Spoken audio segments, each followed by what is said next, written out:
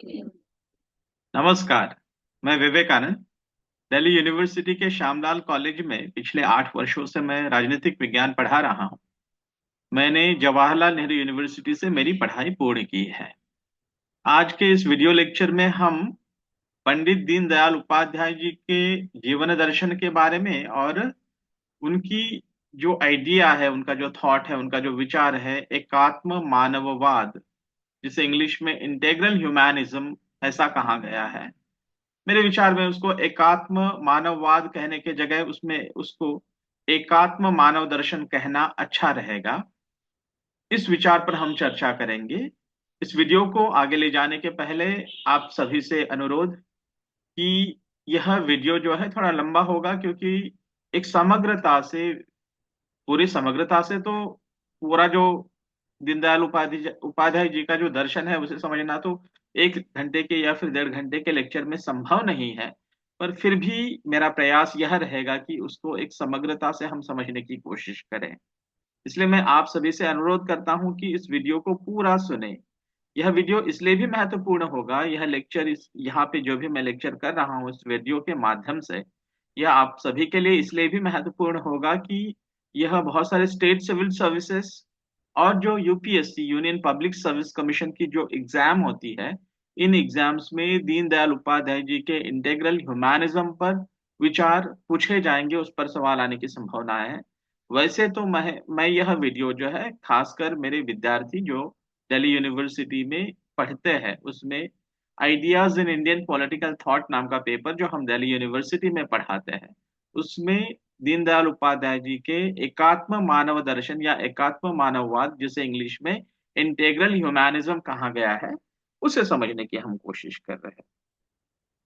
तो दीनदयाल उपाध्याय जी का जो एकात्म मानव दर्शन वे स्वयं भी कहते हैं, और बहुत सारे जो अभ्यासक हैं उनका भी यह कहना है कि ये जो एकात्म मानववाद या एकात्म मानव दर्शन जो है या इंटेग्रल ह्यूमैनिज्म है, यह कोई कंप्लीटली न्यू आइडिया नहीं है, यह कंप्लीटली नया विचार नहीं है। इस प्रकार के विचार जो है भारत में पहले से ही मौजूद रहे हैं। वो वेद काल से लेकर के, उपनिषद काल से लेकर के ब्राह्मण ग्रंथों के काल तक जो है यह विचार भारत की पूरी सभ्यता में मौजूद रहे हैं, उपस्थित रहे हैं। तो ये जो दीनदयाल उपाध्याय जी का ये जो दर्शन है, इस दर्शन को हम अ, समझने की जब कोशिश करेंगे तो उनका यह जो दर्शन है, भारतीय सभ्यता, Indian culture and spiritual traditions, मतलब भारतीय सभ्यता और भारत की जो सांस्कृतिक जो धरोहर रही या फिर यहाँ की परंपराएं रही है, उसमें निहित है। और साथ ही में यह जो एकात्म मानव दर्शन का विचार जो है, जब वो यह विचार सामने ला रहे हैं, उसको सबके सामने प्रतिपादित कर रहे हैं या न्यू नए ढंग से उसको सबके सामने प्रस्तुत करने की कोशिश कर रहे हैं, तो भारत को स्वतंत्रता मिली है।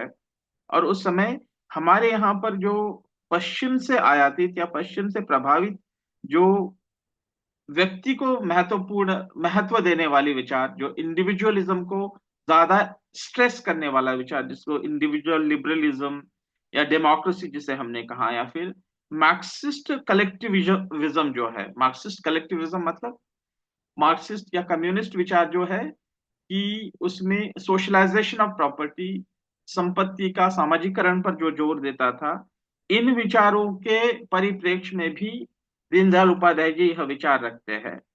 और भारतीय दृष्टि क्या रही है इन विचारों के संदर्भ में, या फिर अगर इन विचारों से अगर हमारा देश नहीं चल सकता है तो इसके विकल्प में भारतीय दृष्टि क्या हो सकती है, यह एकात्म मानववाद से या एकात्म मानव दर्शन से या इंटेग्रल ह्यूमैनिज्म के माध्यम से वो रख रहे हैं।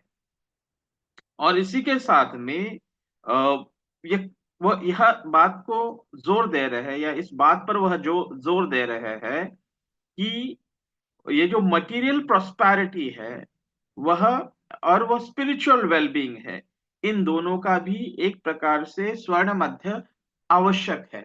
ऐसा नहीं कि इंडिविजुअल या मटेरियल प्रोस्पैरिटी के वो खिलाफ है या उसके विरुद्ध में है, ऐसा नहीं है। लेकिन इस मटेरियल प्रोस्पैरिटी के साथ साथ ही स्पिरिचुअल जो वेलबींग है, व्यक्ति का आध्यात्मिक विकास, वो दोनों भी चीजें होनी चाहिए। ये उनकी उनका एक परिप्रेक्ष्य है। इस वीडियो को आगे ले जाने के पहले मैं आप सभी से और एक बार अनुरोध करता हूं कि इस वीडियो को पूरी तरह से सुने। और साथ ही में दूसरा महत्वपूर्ण अनुरोध यह है कि इस प्रकार के वीडियो बनाने में बहुत ज्यादा समय लगता है, उसके लिए बहुत ज्यादा प्रयास करने पड़ते हैं, चीजों को समझना पड़ता है। जैसे कि मैं यहाँ पर ये जो पीपीटी प्रेजेंटेशन के माध्यम से आपके सामने विचार रख रहा हूँ, तो उसके लिए बहुत ज्यादा समय लगता है। इन प्रयासों के लिए एक प्रकार का एक प्रोत्साहन भी होना चाहिए, इसलिए मैं आप सभी को अनुरोध करता हूं कि इस मेरे वीडियो चैनल को, मेरे ये यूट्यूब चैनल को आप सब्सक्राइब करें। इसका जो बेल आइकन जो है उसको आप उसको दबाएं, ताकि इस प्रकार के वीडियोस में जब भी करूं तो आपको नोटिफिकेशंस प्राप्त हो। तो फिर आज शुरू करते हैं integral humanism of Deendayal Upadhyaya. और इस विचार को आगे ले जाने के पहले जो है, सर्वप्रथम हम इस बात पर चर्चा करते हैं उनका जो उनका जीवन जो है, उसके जीवन के बारे में भी थोड़ा समझने की कोशिश करते हैं। उनका जन्म जो है 1916 में एक छोटे से गांव में हुआ था, उसका नाम था नागला चंद्रभान। आज के समय में भारत में ये जो मोदी सरकार आई उसके बाद में उन्होंने इस गांव का नाम जो है दीनदयाल धाम भी रखा गया है। और यह जो गांव है मथुरा जिले में है। अब उनके पिताजी का नाम भगवती प्रसाद उपाध्याय थे। उनका नाम भगवती प्रसाद उपाध्याय था, और वह ज्योतिषी थे, प्रसिद्ध ज्योतिषी थे। और उनकी माता का नाम राम प्यारी उपाध्याय था। वह जो है वो मतलब होममेकर थी। और साथ ही में क्या है, तो भारत की सभी महिलाओं के समान वे एक धर्मपरायण हिंदू स्त्री भी थी। ऑब्जर्वेंट और डिवाउट हिंदू वीमेन थी वह। और लेकिन दुर्भाग्यवश क्या है कि उनके बचपन में ही उनके माता पिता का दोनों का भी जो छत्र है वह वे गवा बैठे। वे दोनों भी उनको छोड़ करके वो परलोक सिधार गए। और उनका जो शिक्षा दीक्षा का सारा जो दायित्व जो है उनके मामा ने संभाला। और इस प्रकार से उनकी पढ़ाई में भी उनका उनके मामा की भूमिका महत्वपूर्ण रही है। चूंकि माता पिता का देहांत होने के बाद वे राजस्थान चले गए अपने मामा के पास, और सीकर में उन्होंने अपनी प्राथमिक शिक्षा पूरी की। और इंटरमीडिएट की शिक्षा जो है उन्होंने पिलानी, जो राजस्थान में है, वहां से उन्होंने की। प्राथमिक शिक्षा सीकर से, और जो माध्यमिक शिक्षा जो है इंटरमीडिएट जिसे कहते हैं, वह उन्होंने पिलानी से की। और 1937 में उन्होंने बीए की डिग्री पास की, और जहां पर वे पढ़े उस कॉलेज का नाम है सनातन धर्म कॉलेज। वह कानपुर में उन्होंने पढ़ाई की। और 1939 में 1937 में उन्होंने अपने ग्रेजुएशन की डिग्री पास की। 1937 में ही वो पढ़ने गए वहां पर, और 1937 से लेकर के आगे पढ़ाई उन्होंने की। और 1939 में वो आगे की पढ़ाई करने के लिए, पोस्ट ग्रेजुएशन की पढ़ाई करने के लिए वे आगरा चले गए। और वहां पर उन्होंने सेंट जॉन्स कॉलेज जो है उस कॉलेज में उन्होंने दाखिला ले लिया। लेकिन उनकी ममेरी बहन और बहुत सारे जो आर्थिक विपत्तियां उनके परिवार पर, मतलब उनके मामा के परिवार, जो उनका परिवार बना था, क्योंकि माता पिता के जाने के बाद तो उनका जो लालन पालन और पोषण जो है उनके मामा ने ही किया था। तो उनके मामा के परिवार में भी अनेक प्रकार की आर्थिक विपत्तियां होने के कारण, उनकी ममेरी बहन का भी देहांत होने के कारण जो है उनकी पढ़ाई बीच में ही उन्हें रोक देनी पड़ी, और वे आगे उस पढ़ाई को कंटिन्यू नहीं कर पाए। लेकिन ये जो फॉर्मल एजुकेशन जो होता है, औपचारिक शिक्षा होती है, और किसी व्यक्ति में एनलाइटनमेंट, ज्ञान की प्राप्ति होना, मेरे मेरा तो यह मानना है कि उसका कोई भी सीधे डायरेक्ट कनेक्शन नहीं है। बहुत पढ़े लिखे लोग जो होते हैं उनकी संकीर्णता से हम में से बहुत सारे लोग वाकिफ होंगे, भली भांति परिचित होंगे। और कुछ लोग जो होते हैं सर्वसामान्य पढ़ाई होती है, लेकिन उनके मन की, विचारों की, और पूरे उनके कृतित्व, व्यक्तित्व और कृतित्व की जो गहराई होती है वो बहुत व्यापक होती है, वो विशाल होती है। और इसी प्रकार से मैं कहूंगा कि पंडित दीनदयाल उपाध्याय जी उसी प्रकार के एक व्यक्तियों में से है। उन्होंने पोस्ट ग्रेजुएशन की पढ़ाई नहीं की होंगी, लेकिन वे ज्ञान ज्ञान की उनकी गहराई, या भारतीय दर्शन की समझ, और पाश्चात्य दर्शन की भी समझ, वो बहुत ज्यादा गहराई से उन चीजों को समझते थे।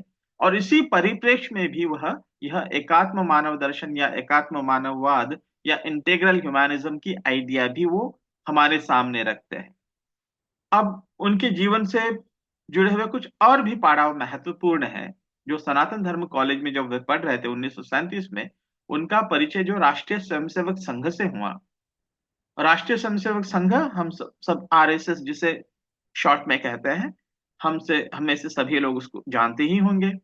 वह सारे हिंदू समाज का संगठन करने वाला और भारत के सांस्कृतिक आधारशिला पर उसको पुनश्च खड़ा करने वाला ऐसा एक संगठन है। इस उद्देश्य से इस संगठन की स्थापना 1925 में 1925 में हुई। अभी 2025 में इस संगठन को 100 वर्ष पूर्ण हो जाएंगे।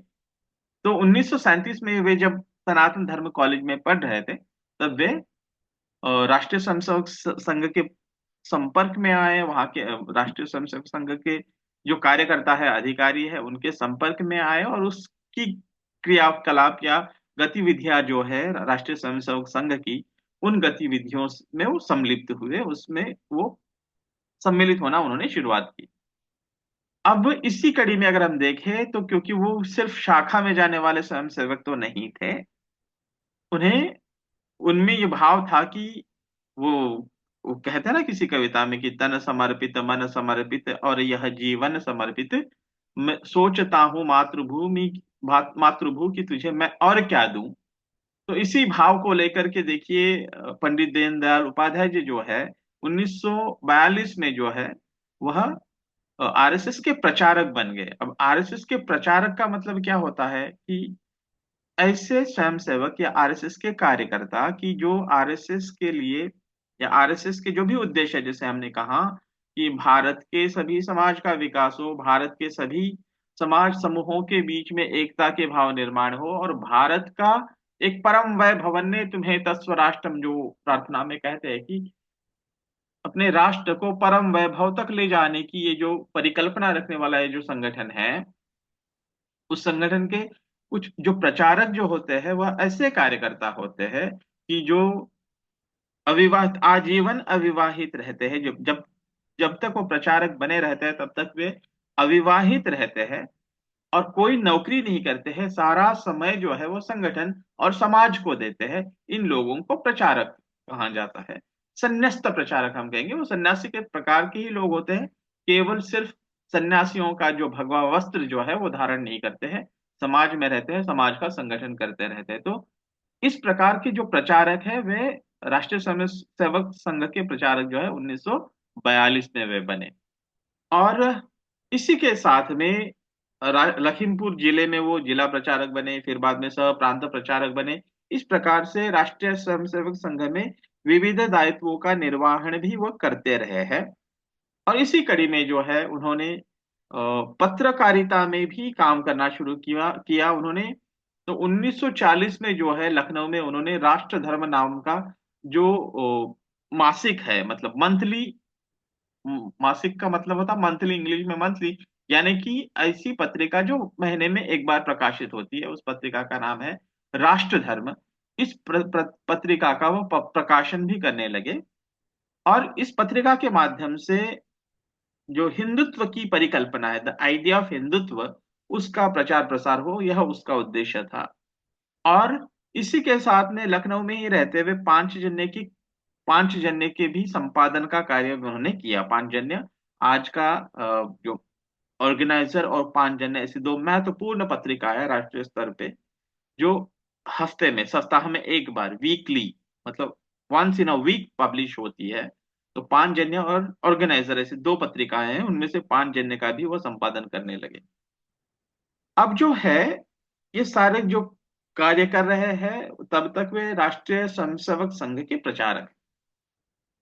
अब हुआ यूं कि भारत को स्वतंत्रता मिली थी, और आप अगर देखो तो भारत भारतीय कांग्रेस, राष्ट्रीय कांग्रेस जिसे कहा जाता है, इंडियन नेशनल कांग्रेस, उसके अलावा दूसरी बड़ी पार्टियां नहीं थी। तो श्यामा प्रसाद मुखर्जी जो है, वे पंडित जवाहरलाल नेहरू के मंत्रिमंडल के सदस्य थे, लेकिन पंडित जवाहरलाल नेहरू की विचार परंपरा और जिस प्रकार से और जिस दिशा की और वो राष्ट्र को ले जाना चाहते थे, इन विचारों से श्यामा प्रसाद मुखर्जी जो है वो सहमत नहीं थे। वो चाहते थे कि भारत का पुनर्निर्माण, भारत का पुनर्गठन जो है वह भारत की पुरातन सभ्यता के आधार पर, भारत की जो सभ्यता है, भारत की चित्ती मतलब भारत की चित्ती भारत के धर्म में निहित है। तो भारत की चित्ती के आधार पर, भारत की आत्मा के आधार पर, भारत की चित्ती या भारत की आत्मा जो है भारतीय धर्म में निहित है, ये बात वो ध्यान में रख करके, वह उनके बहुत सारे असहमतियां थी पंडित जवाहरलाल नेहरू के साथ, तो उन्होंने पंडित जवाहरलाल नेहरू से अपना रेजिग्नेशन दे दिया और 1951 में उन्होंने भारतीय जनसंघ नाम के संगठन की, जो भारतीय जनसंघ नाम का पॉलिटिकल पार्टी है, उसकी शुरुआत की। और श्यामा प्रसाद मुखर्जी चाहते थे कि राष्ट्रीय स्वयंसेवक संघ से जुड़े हुए जो भी कार्यकर्ता है, जो भी अच्छे कार्यकर्ता है, जो इस भारतीय जनसंघ जो नई नई पॉलिटिकल पार्टी बनी थी, भारत को, भारत के जो पुरातन विरासत है उस आधार पर खड़े करने की परिकल्पना को लेकर के जो भारतीय जनसंघ की स्थापना हुई थी, तो उस संगठन में ऐसे कमिटेड कार्यकर्ता, प्रतिबद्ध कार्यकर्ताओं की आवश्यकता उनको थी। और इसलिए फिर उन्होंने जब भारत तब द्वितीय सरसंघ चालक जो थे परम पूजनीय सदाशिवराव गोड़वलकर, गोड़वलकर गुरुजी जिन्हें कहा जाता है, उनसे संपर्क करते हुए फिर बाद में उन्होंने पंडित दीनदयाल उपाध्याय जी को भारतीय जनसंघ में शामिल होने के लिए आग्रह रखा, और पंडित दीनदयाल उपाध्याय जी भी 1951 में वे भारतीय जनसंघ के सदस्य बने, भारतीय जनसंघ की गतिविधियों के संपर्क में आए और उनमें वो शामिल होने लगे, उन गतिविधियों को आगे बढ़ाने लगे। और इसी कड़ी में अगर हम देखें तो वो शुरुआत में उत्तर प्रदेश जो प्रांत है, प्रांत के संगठन मंत्री थे, ऑर्गेनाइजिंग सेक्रेटरी थे, और आगे चल करके भारतीय जनसंघ के वो नेशनल जनरल सेक्रेटरी, राष्ट्रीय महामंत्री बने। और वह 15 सालों तक जो है 1967 तक वह जो है वो नेशनल जनरल सेक्रेटरी रहे। और फिर 1967 में भारतीय जनसंघ के वो राष्ट्रीय अध्यक्ष भी बने। तो एक बार उन्होंने इलेक्शन भी लड़ा था, लेकिन उस इलेक्शन में, जो भी इलेक्शन में हम जानते हैं कि किस प्रकार की सारी गतिविधियां जिसमें नैतिक और अनैतिक, नैतिक कम लेकिन अनैतिक बहुत ज्यादा, इस प्रकार से, और समाज में जातियों का गठबंधन, ये सारी चीजें करना दीनदयाल उपाध्याय जी को अच्छा नहीं लगा, और उन सब चीजों को न करने के कारण वह जो है उन्होंने इलेक्शन लूज किया। पर वे भारतीय जनसंघ के 1967 में, 1967 में जो है वो नेशनल प्रेसिडेंट बने। और जब वे 1968, 11 फरवरी 1968 में, वह उस दिन के एक रात में, वे जब मुगल सराय से आगे बिहार में प्रवास कर रहे थे, तभी जाकर के एक रहस्यमय परिस्थितियों में उनकी मृत्यु हुई। और अ, इस प्रकार से उनकी मृत्यु हुई और जीवन काल यहाँ तक समाप्त है। लेकिन उनके विचार जो है, व्यक्ति मरता है, विचार जीवित रहते हैं। सो पंडित दीनदयाल उपाध्याय की जो कल्पना है, जो आइडिया है, जो थॉट है, इंटीग्रल ह्यूमैनिज्म, वह आज भी भारत सरकार की जो पॉलिसीज है, और 2014 के बाद में तो अगर हम देखें कि भारत सरकार की बहुत सारी जो योजनाएं हैं उनको पंडित दीनदयाल उपाध्याय जी का नाम दिया गया है। और उनके विचारों के आधार पर small and medium sector industries जो है, साथ ही में सहकारिता उद्योग को लेकर बढ़ावा देने की बात हुई, और अनेक सारी ऐसी योजनाएं जो है मोदी सरकार द्वारा चलाई जा रही है। तो वह जो इंटेग्रल ह्यूमैनिज्म या एकात्म मानववाद या मानव दर्शन जिसे मैंने कहा है, वह क्या था उसको समझने की हम कोशिश करते हैं। जैसे हम शुरुआत में ही, इस लेक्चर के शुरुआत में ही हमने कहा कि ये एकात्म मानव दर्शन का जो चिंतन है, पंडित दीनदयाल उपाध्याय जी ने जो सामने रखा, यह जो चिंतन है, यह चिंतन भारत को, नव स्वतंत्र हुए जो भारत है उसकी जो राष्ट्र निर्माण की प्रक्रिया चल रही थी, नेशन बिल्डिंग की, इकोनॉमिक डेवलपमेंट की आइडियाज को आगे ले जा, मतलब या फिर अडॉप्ट किया जाने लगा था। और कल्चरल आइडेंटिटी को लेकर भी जो हमारा जिस प्रकार से एक राष्ट्र के नाते, समाज के नाते विकास हो रहा था, उस परिप्रेक्ष्य को लेकर के दीनदयाल उपाध्याय जी बहुत सारे विचारों से या बहुत सारी जो गतिविधियां हो रही थी या बहुत सारी योजनाएं जो लाई जा रही थी या फिर जिस प्रकार के पॉलिसी इम्प्लीमेंटेशन हो रहा था, उन पॉलिसी इम्प्लीमेंटेशंस को लेकर दीनदयाल उपाध्याय जी के बहुत सारे रिजर्वेशंस थे, बहुत सारी उनकी असहमतियां थी। इस परिप्रेक्ष्य में वह विचार रख रहे हैं। अच्छा, जैसे हमने कहा है कि उस जो डोमिनेंट आइडियोलॉजीज जो भारत में रही, क्योंकि ब्रिटिशों के आने के बाद भारत में एक लंबे समय तक एक कैपिटलिस्ट मोड ऑफ प्रोडक्शन पर विचार होने लगा। फिर बाद में एक कैपिटलिस्ट मोड ऑफ प्रोडक्शन का विरोध करने के लिए communist mode of the policies या कम्युनिस्ट मोड ऑफ थिंकिंग जो है, ये जो दोनों विचारधाराएं जो परस्पर विरोधी लगती है ऊपर ऊपर से, लेकिन उनके मूल में जो है उनका गोत्र एक है। ऐसे दत्तोपंत ठेंगड़ी जी जो राष्ट्रीय स्वयंसेवक संघ के एक विचारक थे, वह भी प्रचारक थे, वह कहते हैं कि जो कैपिटलिज्म और कम्युनिज्म इन या सोशलिज्म जिन्हें कहे हम, ये दिखने में तो सतही तौर पर परस्पर विरोधी विचार लगते हैं, लेकिन उनके मूल में उनका गोत्र एक है। वह है मटीरियलिज्म, जड़वाद के आधार पर ही वह इन चीजों को देखने की कोशिश करते हैं, व्यक्ति को देखने की कोशिश करते हैं।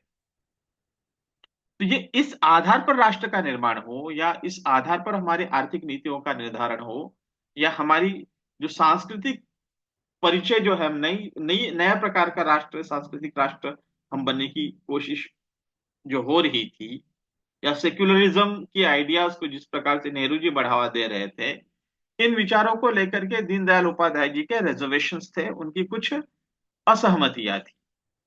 और जैसे मैंने कहा कि उस समय की जो डोमिनेंट थॉट्स जो थे, एक लिबरल डेमोक्रेसी और सोशलिज्म, ये दो आइडियाज थी। और ये दोनों भी आइडियाज के जो रूट्स है, वह रूट्स वेस्टर्न फिलॉसफी में पाए जाते हैं। अब अगर थोड़ा सा हम वेस्टर्न फिलॉसफी और भारतीय दर्शन, पश्चिम का दर्शन और भारतीय दर्शन का अगर तुलनात्मक एक समझने की कोशिश करें, एक साझा समझ को विकसित करने की कोशिश करें, या उसको कॉम्प्रिहेंड करने की कोशिश करें, उसको समझने की कोशिश करें, तो हमें ध्यान में आएगा कि ये जो मॉडर्न आइडियाज जिन्हें कहा गया, प्राइमरली जो इंडस्ट्रियलाइजेशन के बाद ये फिर सारी प्रोसेस ऑफ अर्बनाइजेशन और बाकी ये सारी इंपेरियलिज्म वगैरह, ये सारी जो चीजें शुरू हुई, उसमें आप अगर देखोगे तो ये लिबरलिज्म के आइडियाज इन पर्टिकुलर और लिबरलिज्म के आधार पर ही डेमोक्रेसी की आइडिया को आगे बढ़ाया गया। ये जो उदारवाद की लोकतांत्रिक व्यवस्था की आइडियाज जो सामने आने लगी, उसमें व्यक्ति को केंद्र में रखते हुए सारे विचार प्रक्रिया आगे बढ़ी। और इस व्यक्ति को केंद्र में रखने के कारण यह हुआ कि व्यक्ति के सुख के लिए सारी चीजें करनी चाहिए, इस प्रकार की कल्पनाएं आगे बढ़ने लगी। अगर हम द सोशल कॉन्ट्रैक्ट थ्योरी या सामाजिक करार का जो सिद्धांत है, उसको समझने की कोशिश करें, तो उसमें टॉमस हॉब्स, जॉन लॉक और जो जीन जैक्स रूसो, इनकी आइडियाज है। प्राइमरली टॉमस हॉब्स की आइडियाज में जो वो द स्टेट ऑफ अनार्की की बात करते हैं, या फिर जो नेचुरल स्टेट, एक प्राकृतिक परिस्थिति की जो बात करते हैं, वो काल्पनिक अवस्था की बात करते हैं। तो वह ऐसा कहते हैं कि व्यक्ति इंडिविजुअल है, उसका व्यक्ति का कोई समाज नहीं होता है। समाज जो होता है वो नेचुरल एंटिटी नहीं है, समाज निसर्ग दत्त नहीं, प्राकृतिक नहीं है। समाज को मानव ने निर्माण किया है, समाज या राष्ट्र को मानव ने निर्माण किया। वो कैसे किया है? क्योंकि जब मानव का विकास होने लगा, वो डोमेस्टिक जो नोमैडिक अवस्था जो थी उनकी, नोमैडिक अवस्था से वो स्थिर स्थावर होने लगा, एक जगह पे वो सेटल होने लगा। और उस समय जो है, वो जब सेटल हो रहे थे तो कोई समाज नहीं था। तो प्रत्येक व्यक्ति अपने सुख के लिए दूसरों का गला काटने के लिए तैयार था। तो प्रत्येक व्यक्ति के खिलाफ युद्ध था या कंपटीशन थी, प्रतिस्पर्धा थी। और वह प्रत्येक अन्य व्यक्ति के साथ जो कंपटीशन थी, प्रतिस्पर्धा थी, या एक युद्धजन्य परिस्थिति जो थी, इसलिए वो उसको कहते हैं, वो स्टेट ऑफ नेचर को वो कहते हैं कि the war of all against all, सभी का सभी के खिलाफ युद्ध था। लेकिन चूंकि वो मानते हैं कि man is a rational animal, व्यक्ति एक तार्किक विचार करने वाला प्राणी भी है, और उसको लगा कि इससे तो जीवन में कोई स्थिर स्थैर्य नहीं आएगा, इसलिए उन्होंने क्या किया कि सब लोगों ने मिलकर के एक साथ में आकर के उन्होंने सामाजिक एक करार किया, एक संधि की, और उसके माध्यम से उन्होंने समाज का निर्माण किया और राष्ट्र का मतलब राज्य का निर्माण किया, समाज और राज्य का निर्माण किया। तो समाज यह जो प्रक्रिया है वह अस्तित्व में नहीं थी, वो सामाजिक संधि के माध्यम से, सोशल कॉन्ट्रैक्ट के माध्यम से समाज का निर्माण किया, ऐसा व्यक्ति का उनका मानना है। इसलिए वो कहते हैं कि उस व्यक्ति के हितों को आगे बढ़ाने का काम जो है समाज का होना चाहिए, मतलब राज्य का होना चाहिए।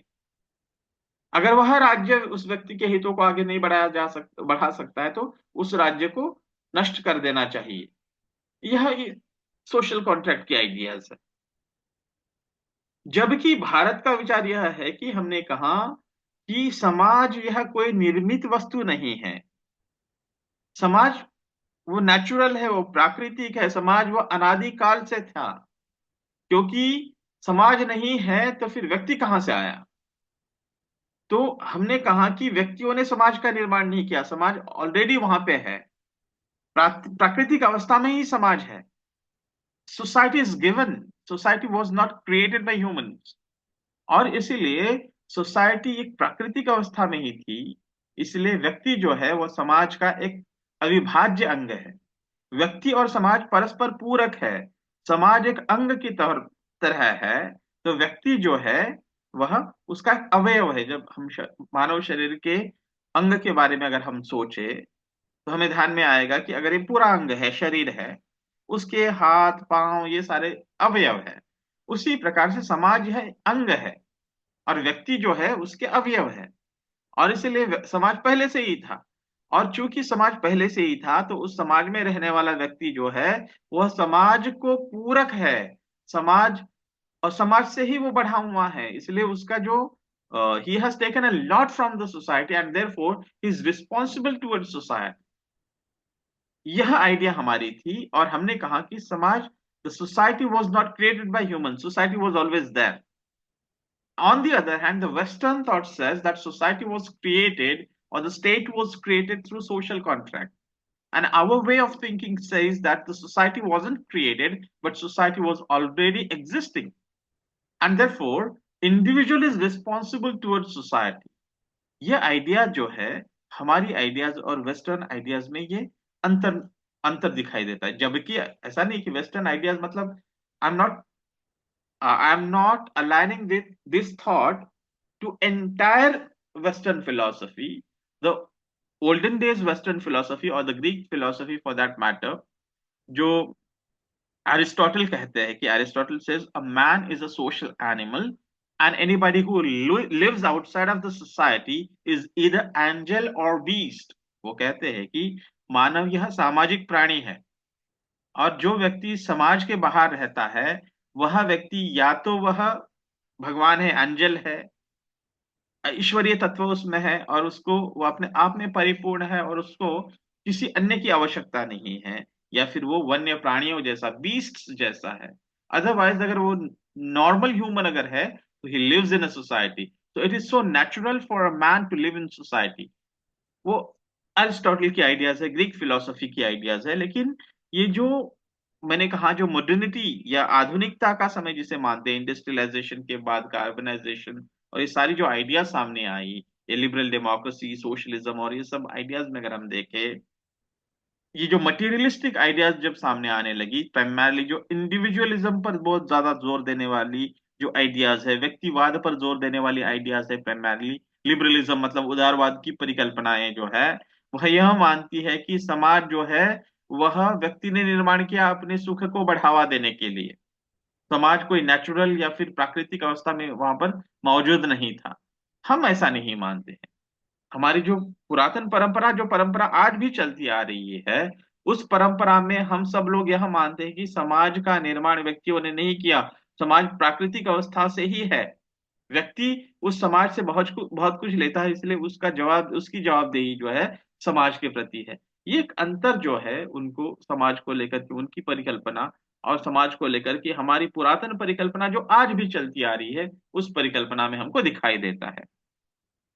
तो ये जो डोमिनेंट आइडियोलॉजीज है, जो इंटेग्रल ह्यूमैनिज्म जो है दीनदयाल उपाध्याय जी का, it was also a sort of it was also a sort of an alternative thought, एक वैकल्पिक विचार दीनदयाल उपाध्याय जी सामने रख रहे हैं। और जैसे मैंने शुरुआत में ही कहा कि दीनदयाल उपाध्याय जी कोई नया विचार नहीं रख रहे हैं, यह विचार हमारे वेदों में, हमारे उपनिषदों में, हमारे ब्राह्मण ग्रंथों में, हमारे स्मृतियों में समय समय पर उभर कर आया है।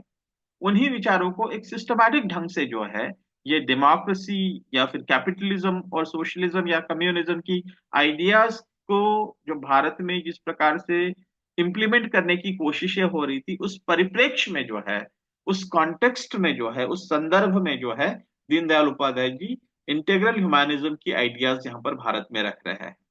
और उनका यह मानना है कि हमारे पूरी ये जो political, economic and social theories जो है पश्चिम की, ये पश्चिम की थ्योरीज का प्रभाव हमारे विचार और हमारे नीति निर्धारण पे हो रहा है। और इसीलिए वो उनका यह मानना है कि भारत में, नए भारत का जिस प्रकार से रिकंस्ट्रक्शन, पुनर्निर्माण की प्रक्रिया चल रही थी उस समय, उनका यह मानना था कि इस प्रक्रिया में भारत को, भारत की जो स्पिरिचुअल एंड कल्चरल डायमेंशंस है, या फिर भारत की आध्यात्मिक और सांस्कृतिक जो एक विरासत है, या उसका आध्यात्मिक और सांस्कृतिक परिप्रेक्ष्य जो भारत का है, उसके जो विविध पहलू है, उन पहलुओं की और नजरअंदाज करते हुए भारत की नवनिर्माण की प्रक्रिया जो है, जो पश्चिम का विचार जो है, जो पश्चिम का राजनीतिक विचार, पश्चिम का आर्थिक विचार, पश्चिम का सामाजिक विचार, उस आधार पर हो रहा है। और इस परिप्रेक्ष्य में भी जो है, दीनदयाल उपाध्याय इंटीग्रल ह्यूमैनिज्म की परिकल्पना सामने रखते हैं। और साथ ही में दीनदयाल उपाध्याय जी की दूसरी चिंता यह भी थी कि ये जो मार्क्सिज्म या सोशलिज्म की आइडियाज जो है, उन आइडियाज के संदर्भ में भी वो एक प्रकार का रिस्पॉन्स कर रहे हैं इंटीग्रल ह्यूमैनिज्म के माध्यम से। He is responding to the rise of Marxism and socialism with the means of integral humanism. Integral humanism के माध्यम से वो मार्क्सिज्म एंड सोशलिज्म की बढ़ती हुई आइडियाज और परिकल्पनाओं को भी एक प्रकार से रिस्पॉन्ड कर रहे हैं। उनका यह मानना है कि जो मार्क्सिज्म एंड सोशलिज्म, ये जो आइडियाज है, उनका जो प्राइमरी फोकस है, उनका जो जोर जो है, इकोनॉमिक इक्वालिटी पे है। और ये इकोनॉमिक इक्वालिटी को एस्टैब्लिश करने के लिए वो क्लास स्ट्रगल की बात करते हैं। आप लोगों ने पॉलिटिकल साइंस में जिन्होंने पढ़ा होगा, पॉलिटिकल थ्योरी जिन्होंने पढ़ी होगी, उन्होंने इस बात, जो मार्क्सिज्म को आपने पढ़ने की कोशिश की होगी, कार्ल मार्क्स जो कम्युनिस्ट मैनिफेस्टो और दास कैपिटल जैसे ग्रंथ उन्होंने जो लिखे हैं, उनके पूरे जो हिस्टोरिकल एनालिसिस उन्होंने जो किया है, पूरे मानव ह्यूमन हिस्ट्री को, मानव समाज के पूरे इतिहास को समझने की जब कोशिश करते हैं, तो वो बिल्कुल नोमैडिक अवस्था से लेकर के फ्यूडल अवस्था से लेकर इंडस्ट्रियल क्लास, इंडस्ट्रियल सोसाइटी जो है, इंडस्ट्रियलाइजेशन के बाद इंडस्ट्रियल सोसाइटी का निर्माण हुआ, इन सब विचारों का जब एनालिसिस करते हैं, उसका मूल्यांकन करते हैं, तो वह कहते हैं कि human history is the history of class struggle. मानव का पूरा इतिहास जो है, वह वर्ग संघर्ष का इतिहास। और इस चीजों की वजह से होता यूं है कि वर्ग संघ, वो कहते हैं, इसलिए कहते हैं कि वो ह्यूमन हिस्ट्री को इंटरप्रेट करते हुए, एक क्लास जो है, वो जो शोषित क्लास है, एक वर्ग जो शोषित वर्ग है, और दूसरा शोषक वर्ग है, an exploitative class and the exploited class. Exploitative class मतलब शोषक वर्ग, और एक्सप्लॉयटेड क्लास मतलब जिसका शोषण हो रहा है, ऐसा वर्ग। ऐसे दो वर्गों के बीच के संघर्ष की बात करते हैं। और ये इंडस्ट्रियल सोसाइटी के बारे में बात करते हुए वो कहते हैं, तो दो, उनको जो एक्सप्लॉयटेटिव क्लास मतलब शोषक वर्ग को वो बुर्जुआ क्लास कहते हैं। बुर्जुआ क्लास मतलब वह वर्ग, बुर्जुआ वर्ग मतलब वह वर्ग जिनके उत्पादन के जो संसाधन हैं, उन संसाधनों पर उनका मालकी अधिकार है।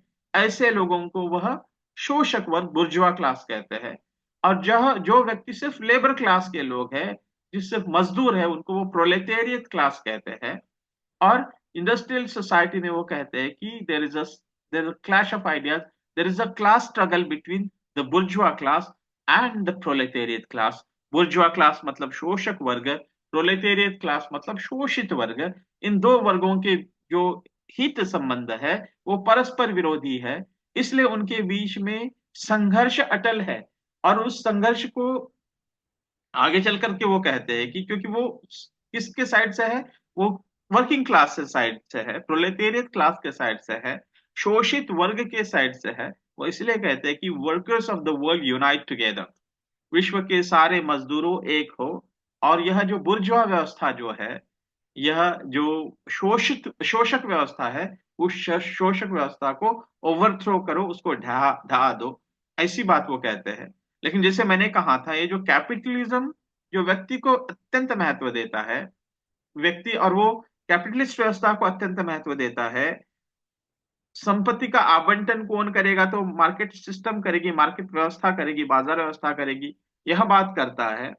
उसमें जो है व्यक्ति जो पिछड़े हुए लोग हैं, गरीब लोग हैं, जो पीड़ित है, उनके बारे में बहुत ज्यादा चिंता नहीं है। इस विचार में जो लिबरलिज्म की जो आइडिया है या कैपिटलिज्म की आइडिया है, वह आइडिया जो चार्ल्स डार्विन का सिद्धांत या फिर हर्बर्ट स्पेंसर का जो सिद्धांत रहा है कि सर्वाइवल ऑफ द फिटेस्ट, जो फिट है, जो मजबूत है, वो सर्वाइव करेगा, जो अनफिट है वो सरवाइव नहीं करेगा। और अनफिट है, उसको सरवाइव करने के लिए उसको अलग प्रकार से उसको अगर जीवित रखा जाता है या फिर उसको अनेक सुविधाएं दी जाती है, तो वह जो फिट है उसके खिलाफ अन्याय होगा। जो मजबूत व्यक्ति है, जो बुद्धिमान व्यक्ति है, उसके खिलाफ अन्याय होगा। और उससे क्या होगा कि समाज की एक प्राकृतिक प्रगति जो है, नेचुरल प्रोग्रेस जो होना है, उस प्रोग्रेस में अवरोध, एक प्रकार के डिस्टरबेंस आएगा। ये कैपिटलिज्म की आइडिया कहती है। तो इसलिए कैपिटलिज्म की आइडिया कहती है कि the state should be minimum, राज्य मिनिमम होना चाहिए। वो लाइफ, लिबर्टी एंड प्रॉपर्टी, जीवन संपत्ति और स्वातंत्र्य, लाइफ, लिबर्टी एंड प्रॉपर्टी, सिर्फ इन्हीं चीजों का संरक्षण करने का काम, इन्हीं चीजों का दायित्व जो है वो राज्य के पास होना चाहिए। इसलिए वो नाइट वॉचमैन स्टेट की परिकल्पना करते हैं, या लेसी फेयर स्टेट, मतलब जो स्टेट कम से कम इंटरफियर करेगा ह्यूमन अफेयर्स में। तो वो उसको नेचुरली वैसे ही छोड़ देना चाहिए। जो फिट है वो सरवाइव करेगा, जो अनफिट है वो मर जाएगा, जिसको मर रहा है उसको मरने दो। यह आइडिया कैपिटलिज्म की थी, और उसमें व्यक्ति को अत्यंत महत्व दिया है, और समाज के प्रति कोई दायित्व भाव उन्होंने नहीं बरता। यह एक भाव है। इससे होता यूं है कि व्यक्ति शोषक बन जाता है, अन्य लोगों का शोषण करने लगता है, और इसी के साथ में वो पूरे प्रकृति का भी शोषण करने लगता है। इस प्रकार प्रकार की व्यवस्था का विकास जो है कैपिटलिज्म के माध्यम से आगे बढ़ रहा था। इसके रिस्पॉन्स में दूसरी जो आइडिया आई, मार्क्सिज्म की आइडिया, वह आइडिया कहती है कि पूरी तरह से जो कैपिटलिस्ट व्यवस्था को ढहाना है, सारे जो मजदूर क्लास के लोग साथ में आएंगे और कैपिटलिस्टों को वो पूरी तरह से मार गिराएंगे, और वह जो सर्वहारा है या प्रोलेटेरियट्स है, उनको उनकी डिक्टेटरशिप, तानाशाही लाएंगे, सर्वहारा की तानाशाही ले आएंगे। और वो सर्वहारा की तानाशाही जो है, एक ऐसे कम्युनिस्ट व्यवस्था उसका वैनगार्ड होगी, उसकी वैनगार्ड ऑफ प्रोलेटेरियट जिसे कहते हैं, कि कम्युनिस्ट पॉलिटिकल पार्टी जो होगी उन देश में जहां पर कम्युनिस्ट रेवोल्यूशन आएगी, कम्युनिस्ट क्रांति आएगी, उन देशों में वो कम्युनिस्ट पार्टी जो है वह प्रोलेटेरियट की वैनगार्ड होगी। और सारी जो प्राइवेट प्रॉपर्टी है उसका सोशलाइजेशन होगा, उसका सामाजिकरण होगा, उसमें व्यक्ति के पास कोई अधिकार नहीं बचेंगे। तो पहली व्यवस्था जो कैपिटलिस्ट व्यवस्था है या कैपिटलिस्ट विचार जो है, ये विचार परंपरा जो है, पश्चिम की मॉडर्न विचार परंपरा जो है, वह पूरी तरह से समाज को, एक तो वो कैपिटलिस्ट व्यवस्था समाज से कोई सरोकार नहीं रखती है। और ये जो मार्क्सिस्ट व्यवस्था जो है, यह व्यवस्था पूरी तरह से व्यक्ति से कोई सरोकार नहीं रखती है, और सारे व्यक्ति को सेकेंडरी करते हुए सामाजिकरण पर उनका बल है। उससे है व्यक्ति के विकास में बाधाएं निर्माण हो सकती है। तो ये दोनों भी एक्सट्रीमली या डायमेट्रिकली ऑपोजिट आइडियाज है। और ये मार्क्सिस्ट आइडिया में, जैसे मार्क्स ने, आपने सुना होगा, मार्क्स कहते हैं कि religion is opium of masses, religion जो है वह व्यक्तियों का ओपियम है, लोगों का वो अफीम है। इसलिए व्यक्ति कभी भी अपने हितों के लिए सजग नहीं होता है, इसलिए वो धर्म के खिलाफ भी है। तो ये जो एक प्रकार की इकोनॉमिक इक्वालिटी लाने के लिए क्लास स्ट्रगल की बात वो करते हैं, और वो पूरी तरह से आध्यात्मिक और सांस्कृतिक परंपराएं उनकी और नजरअंदाज करते हैं। दीनदयाल उपाध्याय जी का मानना है कि ना तो कैपिटलिस्ट व्यवस्था ना ही कम्युनिस्ट व्यवस्था भारत के लिए फायदेमंद होगी। इसलिए वह कहते हैं कि भारत के लिए भारत को कल्चरल नेशनलिज्म की ओर जाना होगा। मैंने जैसे शुरुआत में ही कहा था, 1942 में जो है वह 1942 में वो आरएसएस के प्रचारक बने, मतलब एक संन्यास्त प्रचारक, पूर्णकालिक कार्यकर्ता बने, जो आजीवन वे अविवाहित रहे और सारा जीवन जो है उन्होंने संघ, समाज और भारतीय जनसंघ में ही उन्होंने सारा जीवन समर्पित कर दिया। और उन्होंने कभी आज के राजनीतिक नेताओं के जैसे वो नेता नहीं थे कि उन्होंने बहुत प्रॉपर्टी बना ली। वो सारा जीवन ही बिल्कुल आप समझ सकते हैं कि वो राष्ट्रीय नेशनल प्रेसिडेंट थे। 1968 में जब उनकी रहस्यमय प्रकार से मृत्यु हुई और बहुत सारे लोगों ने कहा कि मतलब बहुत सारी जो इलेक्शन इंक्वायरी कमीशंस गठित की गई और उन इंक्वायरी कमीशंस ने कहा कि वे जब मुगल सराय से जा रहे थे तब कुछ लोगों ने उनका बंटवा, उनके पैसे छीनने की कोशिश की और उनके विरोध करने पर उनको ट्रेन से है जो धकेल दिया गया और उनका रहस्यमयी परिस्थितियों में उनका मृतदेह जो है वो मुगल सराय स्टेशन पर पाया गया। तो ये जो अब राष्ट्रीय प्रेसिडेंट थे और उनके साथ कोई नहीं था, वो अकेले प्रवास कर रहे थे। तो ऐसी सिंप्लिसिटी पे चलने वाले वे व्यक्ति थे।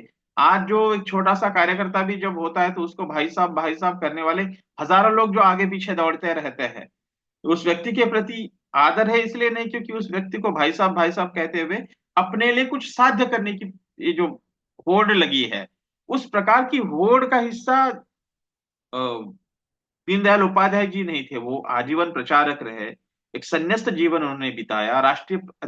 राष्ट्रीय अध्यक्ष, नेशनल प्रेसिडेंट होते हुए भी वे अकेले प्रवास कर रहे थे और उन्हीं वो दुर्भाग्यवश उनकी मृत्यु भी हुई। कुछ बदमाशों ने अगर हुआ ऐसा हुआ होगा तो उनको मार दिया। तो ये जो 1942 में वो राष्ट्रीय संघ स्वयंसेवक संघ के जब प्रचारक बने, आरएसएस के वो प्रचारक जब बने, और राष्ट्रीय स्वयंसेवक संघ का मुख्य उद्देश्य क्या है कि भारत का पुनर्निर्माण भारत के सांस्कृतिक विरासत के आधार पर हो। उसको वह कल्चरल नेशनलिज्म, सांस्कृतिक राष्ट्रवाद भी कहा जाता है। भारत के सांस्कृतिक मूल्यों के आधार पर भारत का पुनर्निर्माण हो, पुनर्रचना हो। यह बात बात जो है आरएसएस रखता है। आरएसएस की स्थापना जैसे मैंने शुरुआत में ही कहा 1925 में हुई है। दीनदयाल उपाध्याय जी जो है इस आइडिया को, वो कैपिटलिस्ट आइडिया को भी नकार रहे हैं। कैपिटलिस्ट आइडिया की जिस प्रकार की ये जो गला काटने वाली, मतलब यू नो कट थ्रोट जो कंपटीशन है, इंडिविजुअल को महत्वपूर्ण स्थान देना, समाज के प्रति कोई स्थान नहीं रखना, सांस्कृतिक पूरी तरह से सांस्कृतिक मूल्यों पर कोई विश्वास नहीं है, पारिवारिक मूल्यों पर कोई विश्वास नहीं है, सामाजिक मूल्यों पर कोई विश्वास नहीं है, प्रकृति के प्रति कोई उत्तरदायित्व नहीं है। ऐसा विचार रखने वाला जो विचार है पूर्णतः सिर्फ व्यक्ति का प्रगति होनी चाहिए, मार्केट पैसा, प्रोस्पेरिटी बढ़नी चाहिए, ऐसा विचार रखने वाला कैपिटलिज्म। और दूसरा जो है वर्ग संघर्ष के आधार पर सामाजिक समानता की बात करने वाला और सांस्कृतिक मूल्यों और सामाजिक मूल्यों पर कोई ध्यान न देने वाला मार्क्सिज्म। ये दोनों भी विचारों को वो रिजेक्ट करते हैं, या फिर इन दोनों विचारों के जो एक्सट्रीमली ऑपोजिट, जो डायमेट्रिकली ऑपोजिट व्यूज है, उन व्यूज को वो नकारते हैं। और वह भारत को सांस्कृतिक, भारत का पुनर्निर्माण सांस्कृतिक मूल्यों पर हो, उस आधार पर हो, उस बातों को वो आगे बढ़ाते हैं। अब कुछ महत्वपूर्ण जो बिंदु है, ये इंटीग्रल ह्यूमैनिज्म, एकात्म मानव दर्शन के महत्वपूर्ण बिंदु क्या है, the core principles of integral humanism. So integral humanism is predicated on the belief that human life synthesizes the material, intellectual and spiritual dimension। ये इंटीग्रल ह्यूमैनिज्म में होता यूं है कि जो मटेरियल, मतलब जो चीजें जो दिखती है हमको, मटेरियल वस्तुएं, उसको जड़वाद हम कह सकते हैं। इंटेलेक्चुअल मतलब बौद्धिक, और स्पिरिचुअल डायमेंशंस, इस आधार पर मानव का जीवन निर्माण होता है। मानव का जीवन जीवन जो है इस आधार पर बनता है। मानव के जीवन को एक मानव, जैसे मैंने शुरुआत में ही कहा, दीनदयाल उपाध्याय जी व्यष्टि, समष्टि सृष्टि और परमेष्टि की बात करते हैं, ये तीनों भी चीजों को वो एकत्रित रूप में देखते हैं। अखंड मंडलाकार, ये अखंड मंडलाकारम मतलब ये सारी जो चीजें है, व्यक्ति समिष्टि से जुड़ा है, व्यक्ति समाज से जुड़ा हुआ है, और समिष्टि जो है वो सृष्टि से जुड़ी है, मतलब जो पृथ्वी पर जितनी सारी विविधता दिखती है वो उससे जुड़ी हुई है। और ये सारी समिष्टि जो है वो पूरे कॉस्मोस ब्रह्मांड के साथ जुड़ी है। व्यष्टि मतलब व्यक्ति, समिष्टि मतलब समाज, सृष्टि मतलब जो पृथ्वी पर दिखने वाली जितनी सृष्टि की रचना है, और परमेष्टि मतलब पूर्ण परमात्मा जो है, पूर्ण ब्रह्मांड जो है, ये सारी जो चीजें है वो अखंड मंडलाकार व्यवस्था में है, और सभी में एक ही गुण है। जो पश्चिम का साइंस का भी अगर हम चर्चा करें, जो मॉडर्न आइडियाज के साथ जो इमर्ज हुआ साइंस है, वह यह मानता है कि ये सर वो टुकड़ों टुकड़ों में व्यक्ति और सारी चीजों को टुकड़ों टुकड़ों में देखता है। लेकिन भारत का पूरा दर्शन, मतलब भारत का दर्शन की जब बात करते हैं तो भारत में भी वैज्ञानिक परंपराएं रही है, और वह सारी वैज्ञानिक परंपराएं भारत की इस प्रकार से देखती है कि ये सारा व्यक्ति, परिवार, समाज, सृष्टि और परमेष्टि अखंड मंडलाकार परिस्थितियों में है। वही तत्व जो व्यक्ति में पाया जाता है, चराचर में पाया जाता है, वो पूरा तत्व जो ब्रह्मांड में है एक ही जगह है। इसीलिए उसको सर्वम खलविदम ब्रह्म ऐसा कहा है कि जो मुझ में है वही पूरे सृष्टि में है, सभी में एक ही ब्रह्म है। और आदि शंकराचार्य भी जो कहते हैं ना कि श्लोकार्धेन प्रवक्ष्यामि यद्युक्तम ग्रंथ कोटि भी ब्रह्म सत्य जगन मिथ्या जीवे ब्रह्मेव नापराः, ब्रह्म ही सत्य है। ये जो सारा जो दिखता है, ये सारी चीजें उस ब्रह्म के साथ जुड़ी हुई है। हमने कहा कि अहम ब्रह्मास्मि तत्वम असि, मतलब वही ब्रह्म मुझ में है जो पूरे चराचर में है। तो और विवेकानंद जी जो कहते हैं कि विवेकानंद जी ने क्या क्या कहा था, कि वो कहते हैं कि my mission is to preach unto humanity their inner divinity and to make that manifest in every move of life. मतलब वो कहते हैं कि मेरा वह मिशन है, मानव समाज को यह समझाना, यह मेरा मिशन है कि वह जो परमेश्वर का जो तत्व है प्रत्येक व्यक्ति में है, वो डिवाइन तत्व जो है प्रत्येक व्यक्ति में है, उसको हम समझे, तत्वम असि उसे हम समझे, और हमारे जीवन के प्रत्येक क्रियाकलाप में, प्रत्येक गतिविधि में उसको अधोरेखित करें हम, उसी के आधार पर हम अपना जीवन यापन करें। व्यक्ति का अंतिम जो मोक्ष की प्राप्ति की जब बात होती तो व्यक्ति का अंतिम ध्येय क्या होगा कि उस परमात्मा की प्राप्ति करना, मतलब उस परमात्मा का प्रकटीकरण स्वयं में करना। यह जो आइडिया थी अहम ब्रह्मास्मि, जब कहें कि मैं ही ब्रह्म हूं, उस अंतिम स्तर तक ले जाने की जो परिकल्पना है। तो वह कहते हैं कि ये सारी जो चीजें है, व्यष्टि, समिष्टि, सृष्टि और परमेष्टि, ये अखंड मंडलाकार है, एक ही तत्व सभी में है, उनको टुकड़ों में नहीं देखा जा सकता है, वो एक दूसरे से संबंधित है।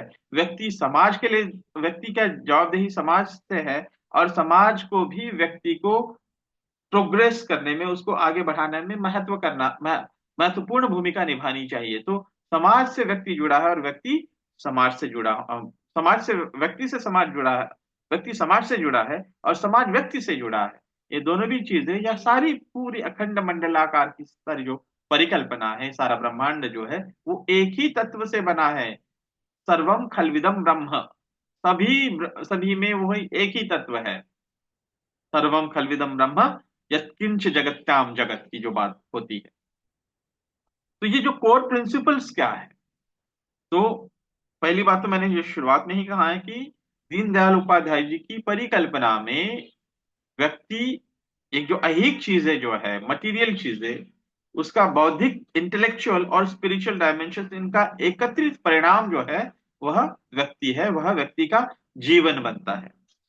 और इनको अलग अलग ढंग से नहीं देखते हैं, जैसे पश्चिम का साइंस अलग अलग ढंग से देखता है। इसलिए उसकी वजह से उन्होंने कहा कि पृथ्वी के बारे में वो क्या कहते हैं, सृष्टि के बारे में वो क्या कहते हैं, the nature has its teeth and clause red, मतलब नेचर जो है उसकी आंखें और उसका जो पंजे जो है वह खून से सने हुए हैं, और वह व्यक्ति को समाप्त करने के लिए सृष्टि प्रयत्नरत है। और इसीलिए क्या करना है कि ये सृष्टि पर ही विजय पाना है, कॉन्करिंग द नेचर। लेकिन भारत में हमने पृथ्वी को इस प्रकार से या सृष्टि को इस प्रकार से नहीं देखा। हमने तो कहा कि सारी सृष्टि माता है, इसलिए वह एक श्लोक में कहा गया है ना, माता भूमिश्च पुत्रो अहम पृथ्व्याः। माता भूमि है, मैं उसका पुत्र हूँ, और उसी उतना ही पृथ्वी की चीजों को मैं दोहन करूंगा जो मेरा जीवन जीने के लिए आवश्यक है। जो अनावश्यक है मैं उसका शोषण नहीं करूंगा, पृथ्वी का, सृष्टि का, या ये सारी प्रकृति है उसका मैं शोषण नहीं करूंगा बल्कि दोहन करूंगा। तो मुद्दा क्या है कि इंटेग्रल ह्यूमैनिज्म में व्यक्ति, जो पश्चिम की जो धारणा है, पश्चिम का जो साइंस है, जो मॉडर्न साइंस है, वह टुकड़ों टुकड़ों में देखता है, प्रकृति को, व्यक्ति को अलग देखता है, ब्रह्मांड को अलग से देखता है। लेकिन हमारा जो दर्शन है, हमारी वैज्ञानिक परंपराएं भी जो है, वह परंपराएं मानती है कि व्यष्टि, समष्टि, सृष्टि और परमेष्टि, ये दोनों भी, ये सारी चीजें जो है वो अखंड मंडलाकार परिस्थिति में है, और वह एक दूसरे से जुड़ी है, एक दूसरे के पूरक है, वो किसी का नाश करने के लिए नहीं है। और इसीलिए वह जो बैलेंस है, उस बैलेंस को बनाए रखना है, यह हमारी दृष्टि। और इसीलिए वह मानवीय जीवन को लेकर के उनका वो होलिस्टिक व्यू है। वो कहते हैं कि human beings are not merely economic entities और political units, but spiritual beings with emotional, intellectual and social dimension. वो कहते हैं कि ह्यूमन बींग्स जो है वो केवल आर्थिक प्राणी नहीं है या राजनीतिक प्राणी नहीं है। Man is not just, man hasn't been reduced to just being just an economic entity or a political entity, but man has been portrayed, or man has been seen as a spiritual being who has emotional, intellectual, and social dimensions. मन, शरीर, मन, बुद्धि, ये सारी जो चीजें हैं, शरीर, मन, बुद्धि, इमोशनल भी, उसमें मन है, हाँ, और उसमें अध्यात्म है, उसमें बौद्धिकता है, उस समाज के प्रति उसकी उत्तरदायित्व है। ये सारी चीजें जो है, शरीर, मन, बुद्धि, और वो फिर आगे चल करके उसके परमेष्ठ के साथ जुड़ने की उनकी जो पुरुषार्थ की परिकल्पना है। सो होलिस्टिक व्यू में उन्होंने कहा है, integral humanism holds that human beings are not merely economic entities और political units, but they are spiritual beings with emotional, intellectual, and social dimension. Further, the the integral humanism holds that man just not strive for material prosperity, केवल ये जो ऐहिक संसार में विकास या फिर ये जो भौतिक चीजें हैं, इन भौतिक चीजों के संदर्भ में ही समृद्ध होने की परिकल्पना नहीं चाहिए। हमें भौतिकता के साथ साथ स्पिरिचुअल प्रगति, जो स्पिरिचुअल प्रॉस्पेरिटी, जो आध्यात्मिक संपदा का भी हमें ग्रहण करना चाहिए, उसको अनुग्रहित करना चाहिए। और हमारे आध्यात्मिक विकास के कॉस्ट पे, उसके एवज में हमें सिर्फ मटेरियल प्रॉस्पेरिटी के पीछे, भौतिक समृद्धि के पीछे हमें नहीं दौड़ना चाहिए। यह भी एस्पेक्ट है इंटीग्रल ह्यूमैनिज्म में। और इंटीग्रल ह्यूमैनिज्म में इसकी चर्चा तो मैंने कई बार क्लास में की है, जो लोग मुझे पहली बार सुन रहे होंगे। ये जो चार पुरुषार्थों की बात जो हुई है, धर्म, अर्थ, काम और मोक्ष, हमारे यहाँ पर ऐसा नहीं कहा है कि अर्थ नहीं करना है, अर्थ मतलब पैसा नहीं कमाना है, समृद्ध नहीं होना, ऐसे नहीं कहा है। इनफैक्ट हमारे यहाँ पर कहा है, भारत की परिकल्पना में यह कहा है कि गरीब रहना और अत्यंत मिजरी में लाइफ जीना, ये कोई बहुत अच्छे व्यक्ति का लक्षण नहीं है, वो ज्ञानी व्यक्ति का लक्षण नहीं, वो तो मूर्ख व्यक्ति है। ये कहा है कि धर्मस्य मूलस्य अर्थः, धर्म के अर्थ में मूल है। अब धर्म, आपको किसी को कुछ देना है तो आपके पास अर्थ होगा, तभी जाकर के कुछ दे पाएंगे, किसी की सहायता कर पाएंगे। एक भिखारी दूसरे भिखारी की क्या सहायता कर सकता है? अर्थ की आवश्यकता पर जोर दिया है। और काम जो है, स्त्री पुरुषों के बीच में जो संबंध, वैवाहिक संबंध और अन्य प्रकार के जो काम है, एंजॉयमेंट जो है, ज्ञान मतलब मौज करना, इनको भी बुरा नहीं माना है। जैसे होलिका दहन, जैसे होली, रंग पंचमी जैसे जो उत्सव है, वो तो आनंद मनाने की ही उत्सव है। लेकिन ये अर्थ और काम के मूल में जो है, अर्थ और काम, ये मौज मतलब पैसा, अर्थ और काम मतलब जो ऐहिक जीवन में जो हमें ज्यादा से ज्यादा खुशी देने वाली जो चीजें है, जो उन चीजों के मूल में धर्म होना चाहिए। सही क्या है, गलत क्या है, और वह इस प्रकार से उसका उपयोग, उसका एंजॉयमेंट होना चाहिए, अर्थ और काम का इस प्रकार से एंजॉयमेंट होना चाहिए ताकि व्यक्ति को मोक्ष की प्राप्ति हो, व्यक्ति का लिबरेशन हो। और अगर मोक्ष की प्राप्ति करनी है तो ये धर्म और अर्थ और काम, ये दोनों चीजों का एंजॉयमेंट जो है, वो उसका आधारशिला जो है वो है धर्म होनी चाहिए। यह जो चार पुरुषार्थों की बात है, धर्म मतलब राइटियसनेस, सही व्यवहार, सही आचार, सही विचार, यह धर्म की परिकल्पना। अर्थ मतलब वेल्थ, काम मतलब डिजायर, और मोक्ष। तो ये तीनों भी चीजें जो है, इन तीनों भी चीजों का महत्वपूर्ण स्थान हमारी सभ्यता में है, और वो इंटेग्रल ह्यूमैनिज्म के कॉन्टेक्स्ट में भी यह बात दीनदयाल उपाध्याय जी ने रखी है। It also the integral humanism emphasizes the harmonious pursuit of these goals with dharma acting as the guiding principle। वही बात जो मैंने अभी हमने जिसकी चर्चा की, ये जो अर्थ और काम, ये दो चीजें जो है, इन चीजों के फाउंडेशन में, इनके मूल में जो है, इनका गाइडिंग प्रिंसिपल जो है वो धर्म होना चाहिए, तभी जाकर के मोक्ष की प्राप्ति।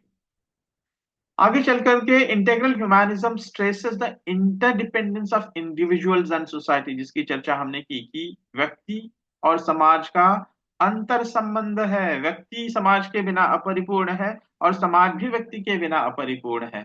समाज को निर्माण व्यक्ति नहीं करता है। ये कोई चिकन और एग वाला जो डायलेमा नहीं है, पहले चिकन आई या पहले एग आया। अरे पहले एग आया तो फिर वो एग आया कहाँ से, बात तो ये है। या फिर पहले चिकन आई तो फिर वो चिकन आई कहाँ से जब एग था ही नहीं। तो ये चिकन और एग वाला जो इशू है वो हमारे यहाँ पर नहीं है। हमने उसको कहा कि समाज जो है वो प्राकृतिक है, और व्यक्ति उस समाज में बढ़ता है, समाज से बहुत कुछ लेता है, बहुत कुछ सीखता है।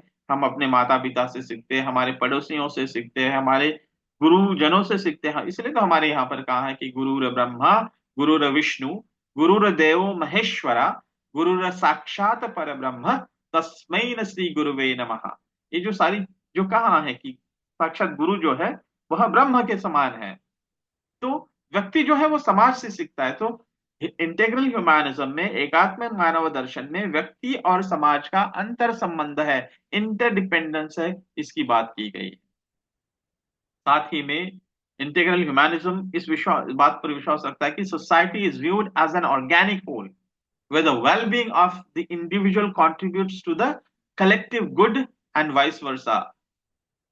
सोसाइटी को क्या, ऑर्गेनिक होल मतलब, जैसे मैंने अभी एग्जाम्पल दिया था कि समाज एक मानवीय शरीर के प्रकार से है, शरीर का स्वरूप है, और बाकी सारे जो अन्य व्यक्ति है वह उसके अवयव के समान है।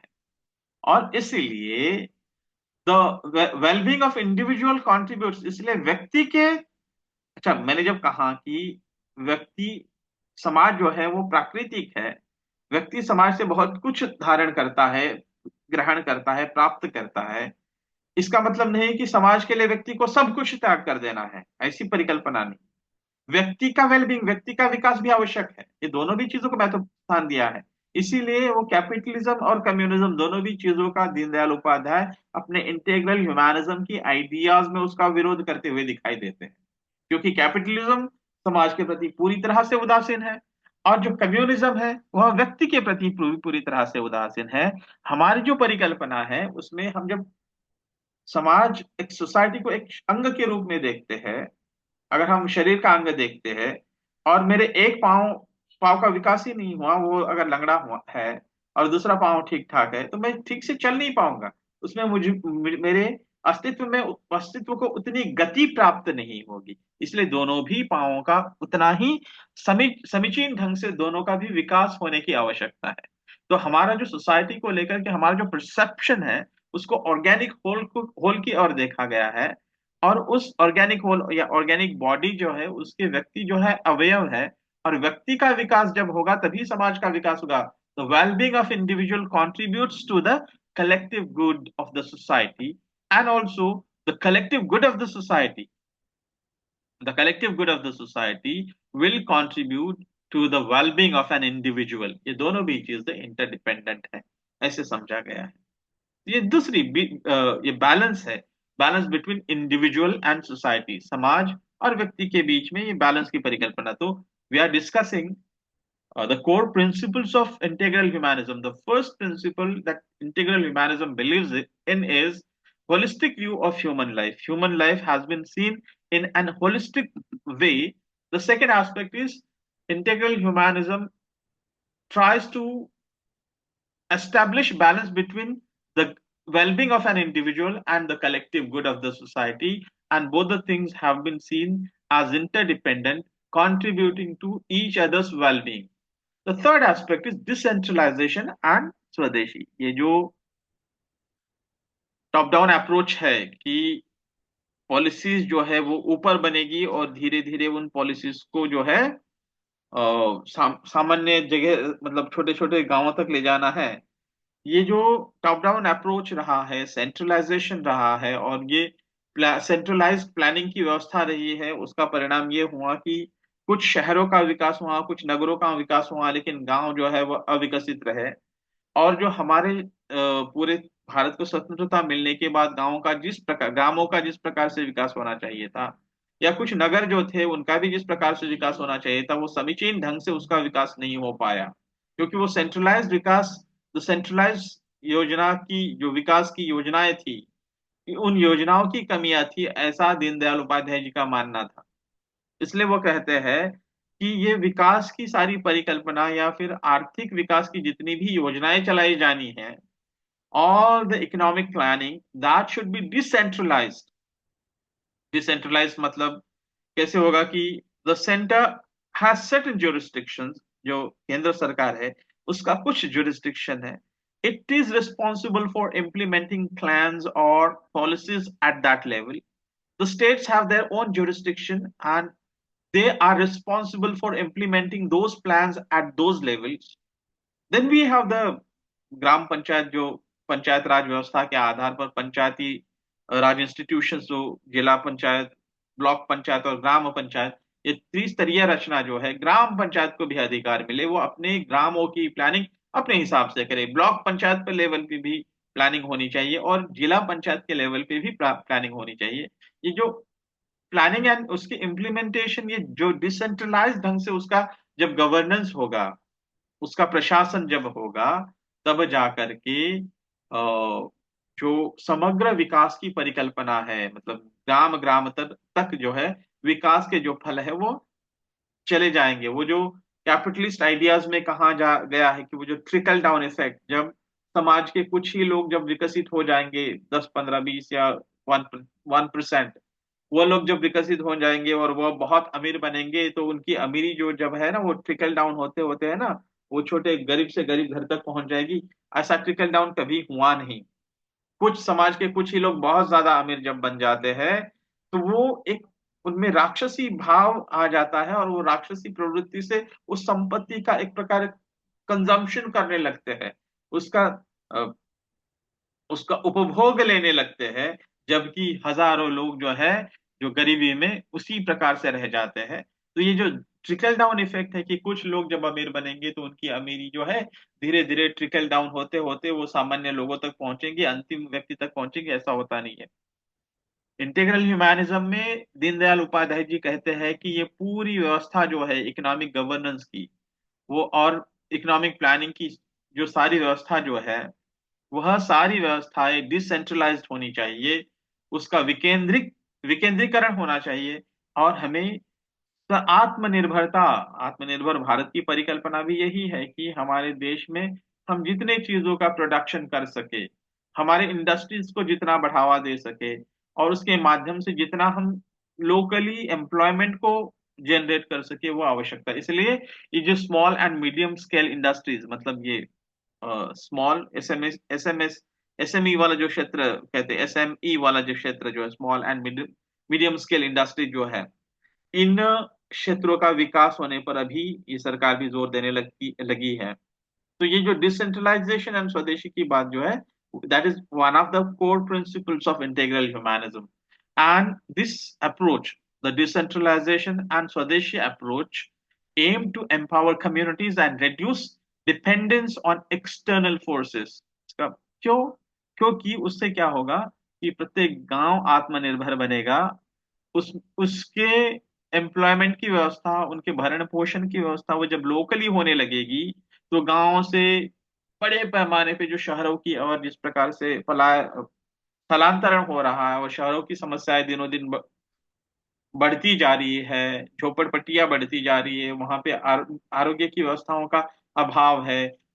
ये सिर्फ, it's not just physical decadence, but moral decadence भी है। सिर्फ इसका हम के भौतिक ही स्तर पर डिकेडेंस नहीं है, उसका अविकास नहीं है, बल्कि हमारे नैतिक स्तर पर भी, मोरली भी एक डिकेडेंस की परिस्थिति का निर्माण होता है शहरों में। ये गांधी जी भी कहते हैं इनफैक्ट। तो ये जो डिसेंट्रलाइजेशन और स्वदेशी के आइडिया जो है, वो गांधी जी के विचारों में भी दिखती है। उन्हीं विचारों को, वह आइडियाज तो बहुत सारे विचारों ने रखी है, और पूरे भारतीय स्वाधीनता आंदोलन की भी ये परिकल्पना रही है। डिसेंट्रलाइजेशन और स्वदेशी, विकेंद्रीकरण और स्वदेशी, ये आइडियाज तो भारत के एक जो लंबा स्वाधीनता संग्राम चला, उस स्वाधीनता संग्राम के भी वह गाइडिंग गाइडिंग आइडियाज थी, ये मार्गदर्शक तत्व थे। और यह आइडियाज गांधी जी के विचारों में भी दिखाई देता है, और वो इंटीग्रल ह्यूमैनिज्म का भी पार्ट है। उन्होंने कहा कि कल्चरल नेशनलिज्म मतलब भारत का निर्माण जो है भारत के सांस्कृतिक धरोहर के आधार पर होगा। मैंने शुरुआत में ही कहा था कि प्रत्येक राष्ट्र की अपनी एक चित्ती होती है, प्रत्येक राष्ट्र का अपना आत्मा होता है। उस चित्ती का या उस आत्मा का विकास वहां पे जो साझा संस्कृति, साझा संस्कार हमारे पुरख है, और जिस प्रकार की समाज व्यवस्था बनती है, उसके आधार पर वह जो है वह चित्ती बनती है। वह चित्ती को हम धर्म कहते हैं। भारतीय धर्म में धर्म सिर्फ पूजा पद्धति तक सीमित नहीं है। रामकृष्ण की रामकृष्ण गौतम की धरती, महावीर का ज्ञान यहाँ, वाणी खंडन मंडन करती, शंकर चारो धाम यहाँ। यहाँ पे सिर्फ पूजा पद्धति ही, रामकृष्ण गौतम, वर्धमान महावीर, गुरु नानक देव, इनकी पूजा तक ही हम उसको सनातन धर्म नहीं कहते हैं, या फिर भारतीय धर्म नहीं कहते हैं, या हिंदू धर्म की परिकल्पना वहां तक सीमित नहीं है। ये धर्म की परिकल्पना है, व्यक्ति के पूर्ण विकास की बात है यहाँ पर।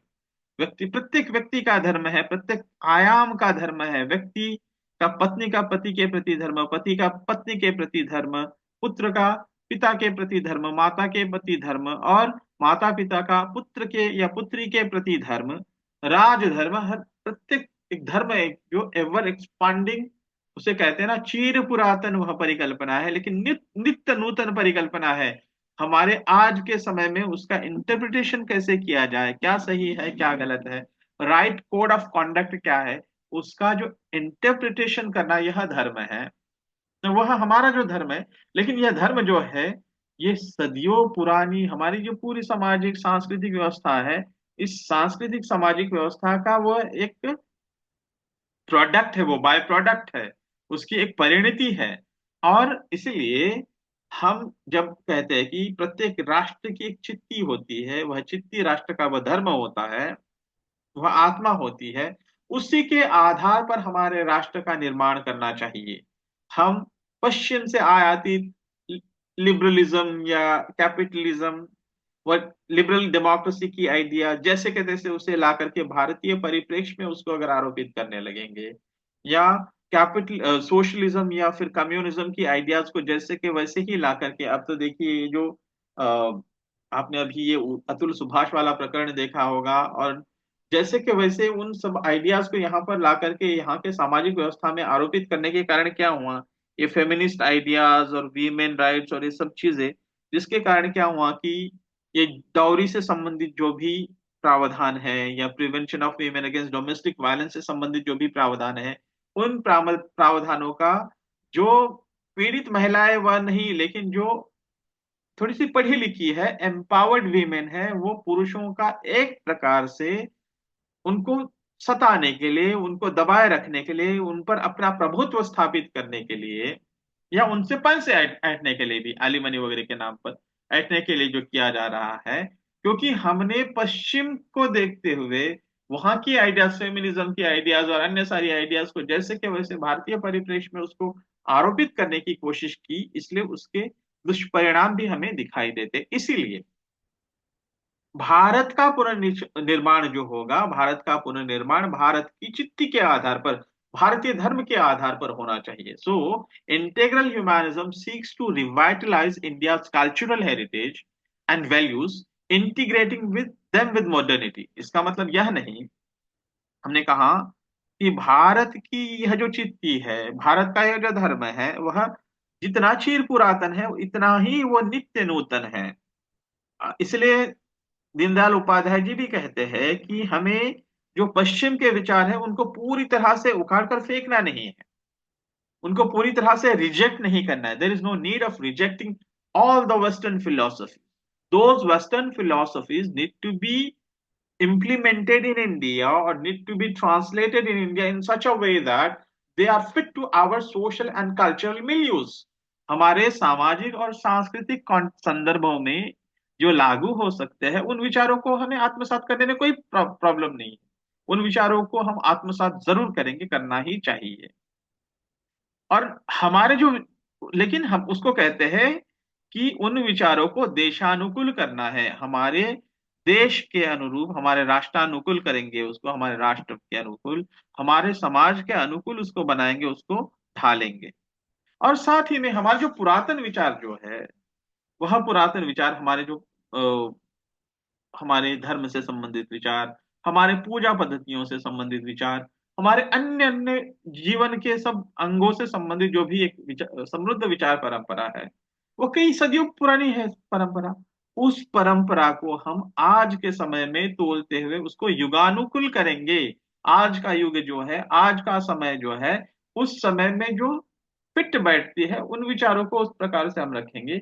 उनमें सुधारनाओं की आवश्यकता है तो हम उसकी उसमें सुधारना करेंगे।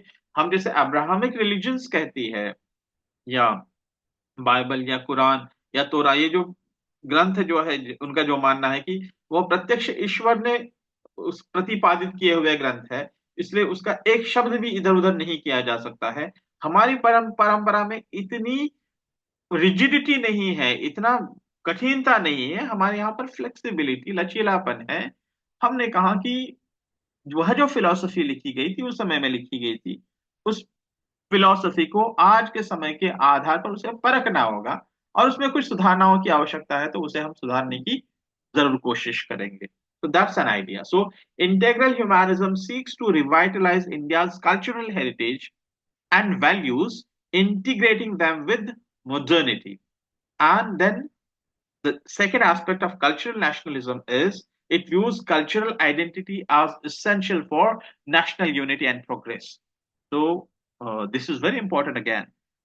दीनदयाल उपाध्याय जी कहते हैं कि भारत का पुनर्निर्माण करना है, भारतीय राष्ट्र का पुनर्निर्माण करना है, तो वह उस राष्ट्र का पुनर्निर्माण हम कैसे करें? उसे हम हमारे कल्चरल आइडेंटिटी के आधार पर, हमारे सांस्कृतिक पहचान के आधार पर उसको हम राष्ट्र को पुनर्निर्माण करेंगे, तभी जाकर के राष्ट्रीय एकता और राष्ट्र का विकास संभव है। हम पूरी तरह से पश्चिम से आयातित विचार, उनकी योजनाएं, उनकी प्लानिंग, उसके आधार पर हमारी पुनर्रचना करने की कोशिश करेंगे तो हम पूरी तरह से उसमें विफल हो जाएंगे। So integral humanism upholds that cultural identity is essential for national unity and progress. The next aspect, the next core principle of cultural humanism is rejection of materialistic ideologies। उसकी व्यापक चर्चा हमने की है कि critic of western capitalism and communism for their materialistic focus। ये जो capitalism और कम्युनिज्म, इन दोनों भी आइडियाज का उन्होंने क्रिटिक किया है। उन्होंने इंटीग्रल ह्यूमैनिज्म में पंडित दीनदयाल उपाध्याय जी ने ये कैपिटलिज्म और कम्युनिज्म, ये जो पश्चिम के विचार है, जो वेस्टर्न थॉट है, उनका उन्होंने रिजेक्ट, मतलब एब्सोल्युटली रिजेक्ट नहीं किया है, लेकिन उसकी आवश्यकताओं पर पुनर्विचार करने पर उन्होंने बल दिया है।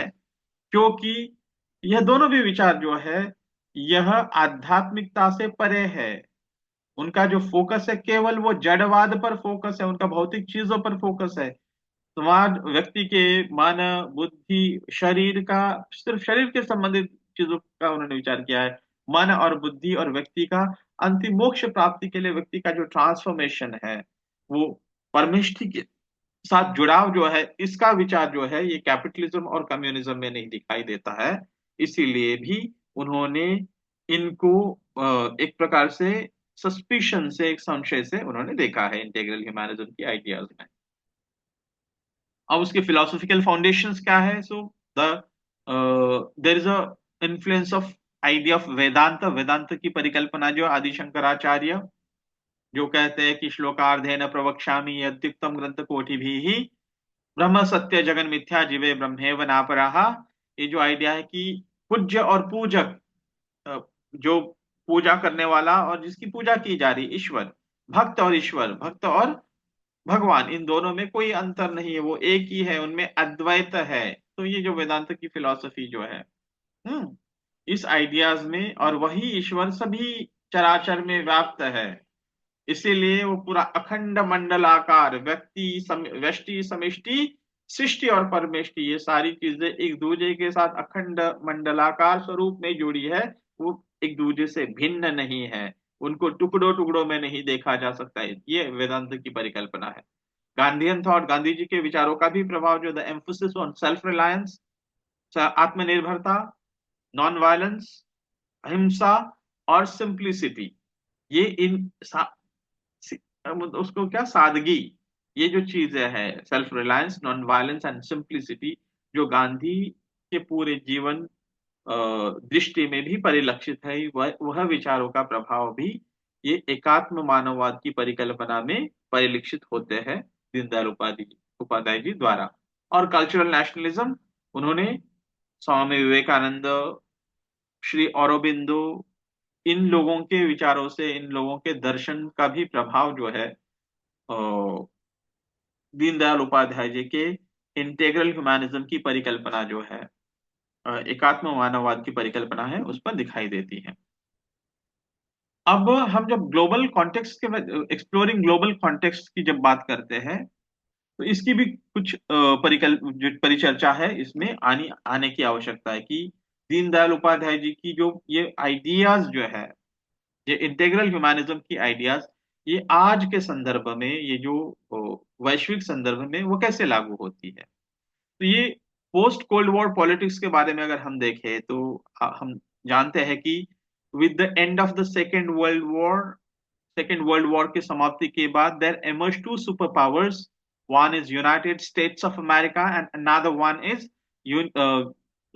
Union of Soviet Socialist Republics, USSR, और जिसे सोवियत यूनियन भी कहा गया था। सो इन दो राष्ट्रों ने, सुपर पावर्स ने, ये यूनाइटेड स्टेट्स ऑफ अमेरिका जो कैपिटलिज्म ब्लॉक की लीडरशिप कर रहा था, और जो सोवियत यूनियन है वह कम्युनिस्ट ब्लॉक की लीडरशिप कर रहा था, ये दोनों भी गुटों ने जो है एक दूसरे को, एक दूसरे पर ज्यादा हावी होने की कोशिश की, अपना प्रभाव जो है अंतरराष्ट्रीय स्तर पर बढ़ाने की कोशिश की।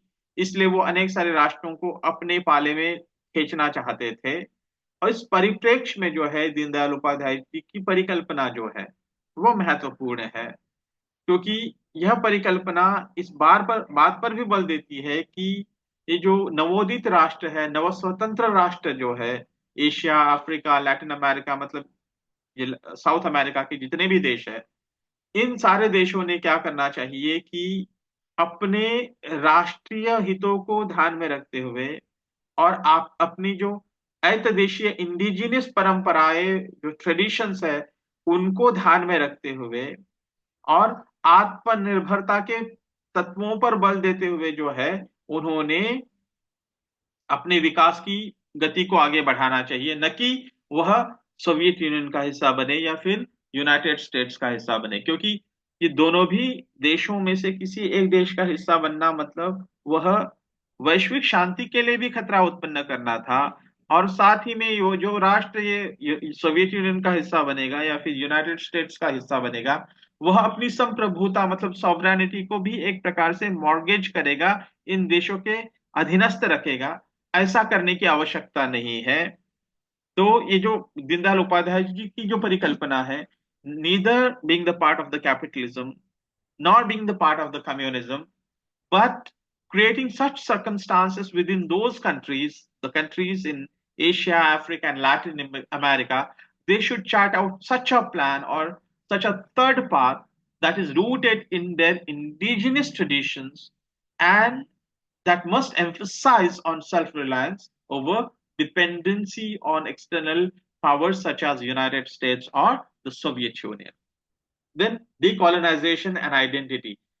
डिकोलोनाइजेशन के बाद अगर हम देखें, ब्रिटिश साम्राज्यवाद हुआ, मतलब ये साम्राज्यवाद, डिकोलोनाइजेशन, फ्रेंच साम्राज्यवाद, जर्मन साम्राज्यवाद, पोर्चुगीज साम्राज्यवाद, और ये सभी जो कॉलोनियल कंट्रीज थी, इन कंट्रीज ने जब अपनी सत्ता वहां से समाप्त की द्वितीय विश्व युद्ध के समाप्ति के बाद, जो 1948 तक की जो प्रोसेस थी, 1960 तक अगर हम देखें तो पूरी तरह से वह प्रक्रिया की समाप्ति हो गई। तो ये जो ये नव स्वतंत्र राष्ट्र थे, उनके देशों में जो है उन उन कम्युनिटीज में भी अपनी आइडेंटिटी को लेकर के आवाजें वहां पर उठने लगी, अपनी पहचान को लेकर के आवाजें वहां पर उठने लगी उन उन सोसाइटीज में, उन समाजों में। एंड इसीलिए they were calling for rebuilding societies on their own social and philosophical foundations. अपने सामाजिक और दार्शनिक तत्वों के आधार पर हमारे समाज का निर्माण हो। उन ये एशिया, अफ्रीका, लैटिन अमेरिका की सोसाइटीज, वहां के इंडिजिनस फिलोसॉफिकल ट्रेडिशंस जो थी या सोशल स्ट्रक्चर्स जो थे, जो इंडिजिनस है उनके लिए, वो जो आयातित नहीं, पश्चिम से प्रभावित नहीं, बल्कि उनके जो पुरातन ये जो व्यवस्थाएं थी, उनके आधार पर ही उनकी पूरे राष्ट्र का पुनर्निर्माण हो, और वह अपनी जो पुरातन संस्कृति है उन देशों की पहचान जो है, उस पहचान को बनाए रखे। तो इस परिप्रेक्ष्य में भी जो है दीनदयाल उपाध्याय जी का इंटेग्रल ह्यूमैनिज्म महत्वपूर्ण एक गाइडिंग प्रिंसिपल के तरह से काम करता है, एक मार्गदर्शक तत्व के तरह से काम करता है। इकोनॉमिक फिलोसफीज के कॉन्टेक्स्ट में अगर हम देखें तो इंटेग्रल ह्यूमैनिज्म, जो हमने कहा कि वो डिसेंट्रलाइजेशन की बात करता है, सेल्फ रिलायंस की बात करता है, स्वदेशी की बात करता है। So these ideas actually, the decentralized economic models resonated with the aspirations of countries striving for economic sovereignty। तो ये जो ब्रेटन वुड्स इंस्टीट्यूशंस, मतलब इंटरनेशनल मॉनेटरी फंड बना, वर्ल्ड बैंक बना, इन संस्थाओं ने जो है क्या किया कि एक ऐसी व्यवस्था को खड़ा किया कि वे पूरी तरह से कैपिटलिस्ट ब्लॉक के गोदी में जाकर बैठे, अपनी आर्थिक स्वायत्ता जो है, इकोनॉमिक सॉवरेनिटी, आर्थिक संप्रभुता है, वो इनके यहाँ पर जाकर के वो गिरवी रखे, इस प्रकार की एक सिस्टमैटिक प्लानिंग है। तो दीनदयाल उपाध्याय जी जब स्वदेशी की बात करते हैं, डिसेंट्रलाइज्ड मतलब एक विकेंद्रित आर्थिक विकास की परिकल्पना की बात रखते हैं, तो एक वो ऑल्टरनेटिव, एक वैकल्पिक मॉडल वो है, ये इन देशों के सामने भी रख रहे हैं, भारत के साथ जब रख रहे हैं, तो इन बाकी नव स्वतंत्रतावादी जो राष्ट्र है, नव स्वतंत्र हुए जो राष्ट्र थे, नए ढंग से स्वतंत्र हुए जो राष्ट्र थे, उनके सामने भी यह परिकल्पना जो है दीनदयाल उपाध्याय जी रख रहे हैं। तो इस कॉन्टेक्स्ट में भी जो है दीनदयाल जी की इकोनॉमिक जो इंटेग्रल ह्यूमैनिज्म की आइडियाज है, वो गाइडिंग प्रिंसिपल्स की तरह ग्लोबली काम करती है।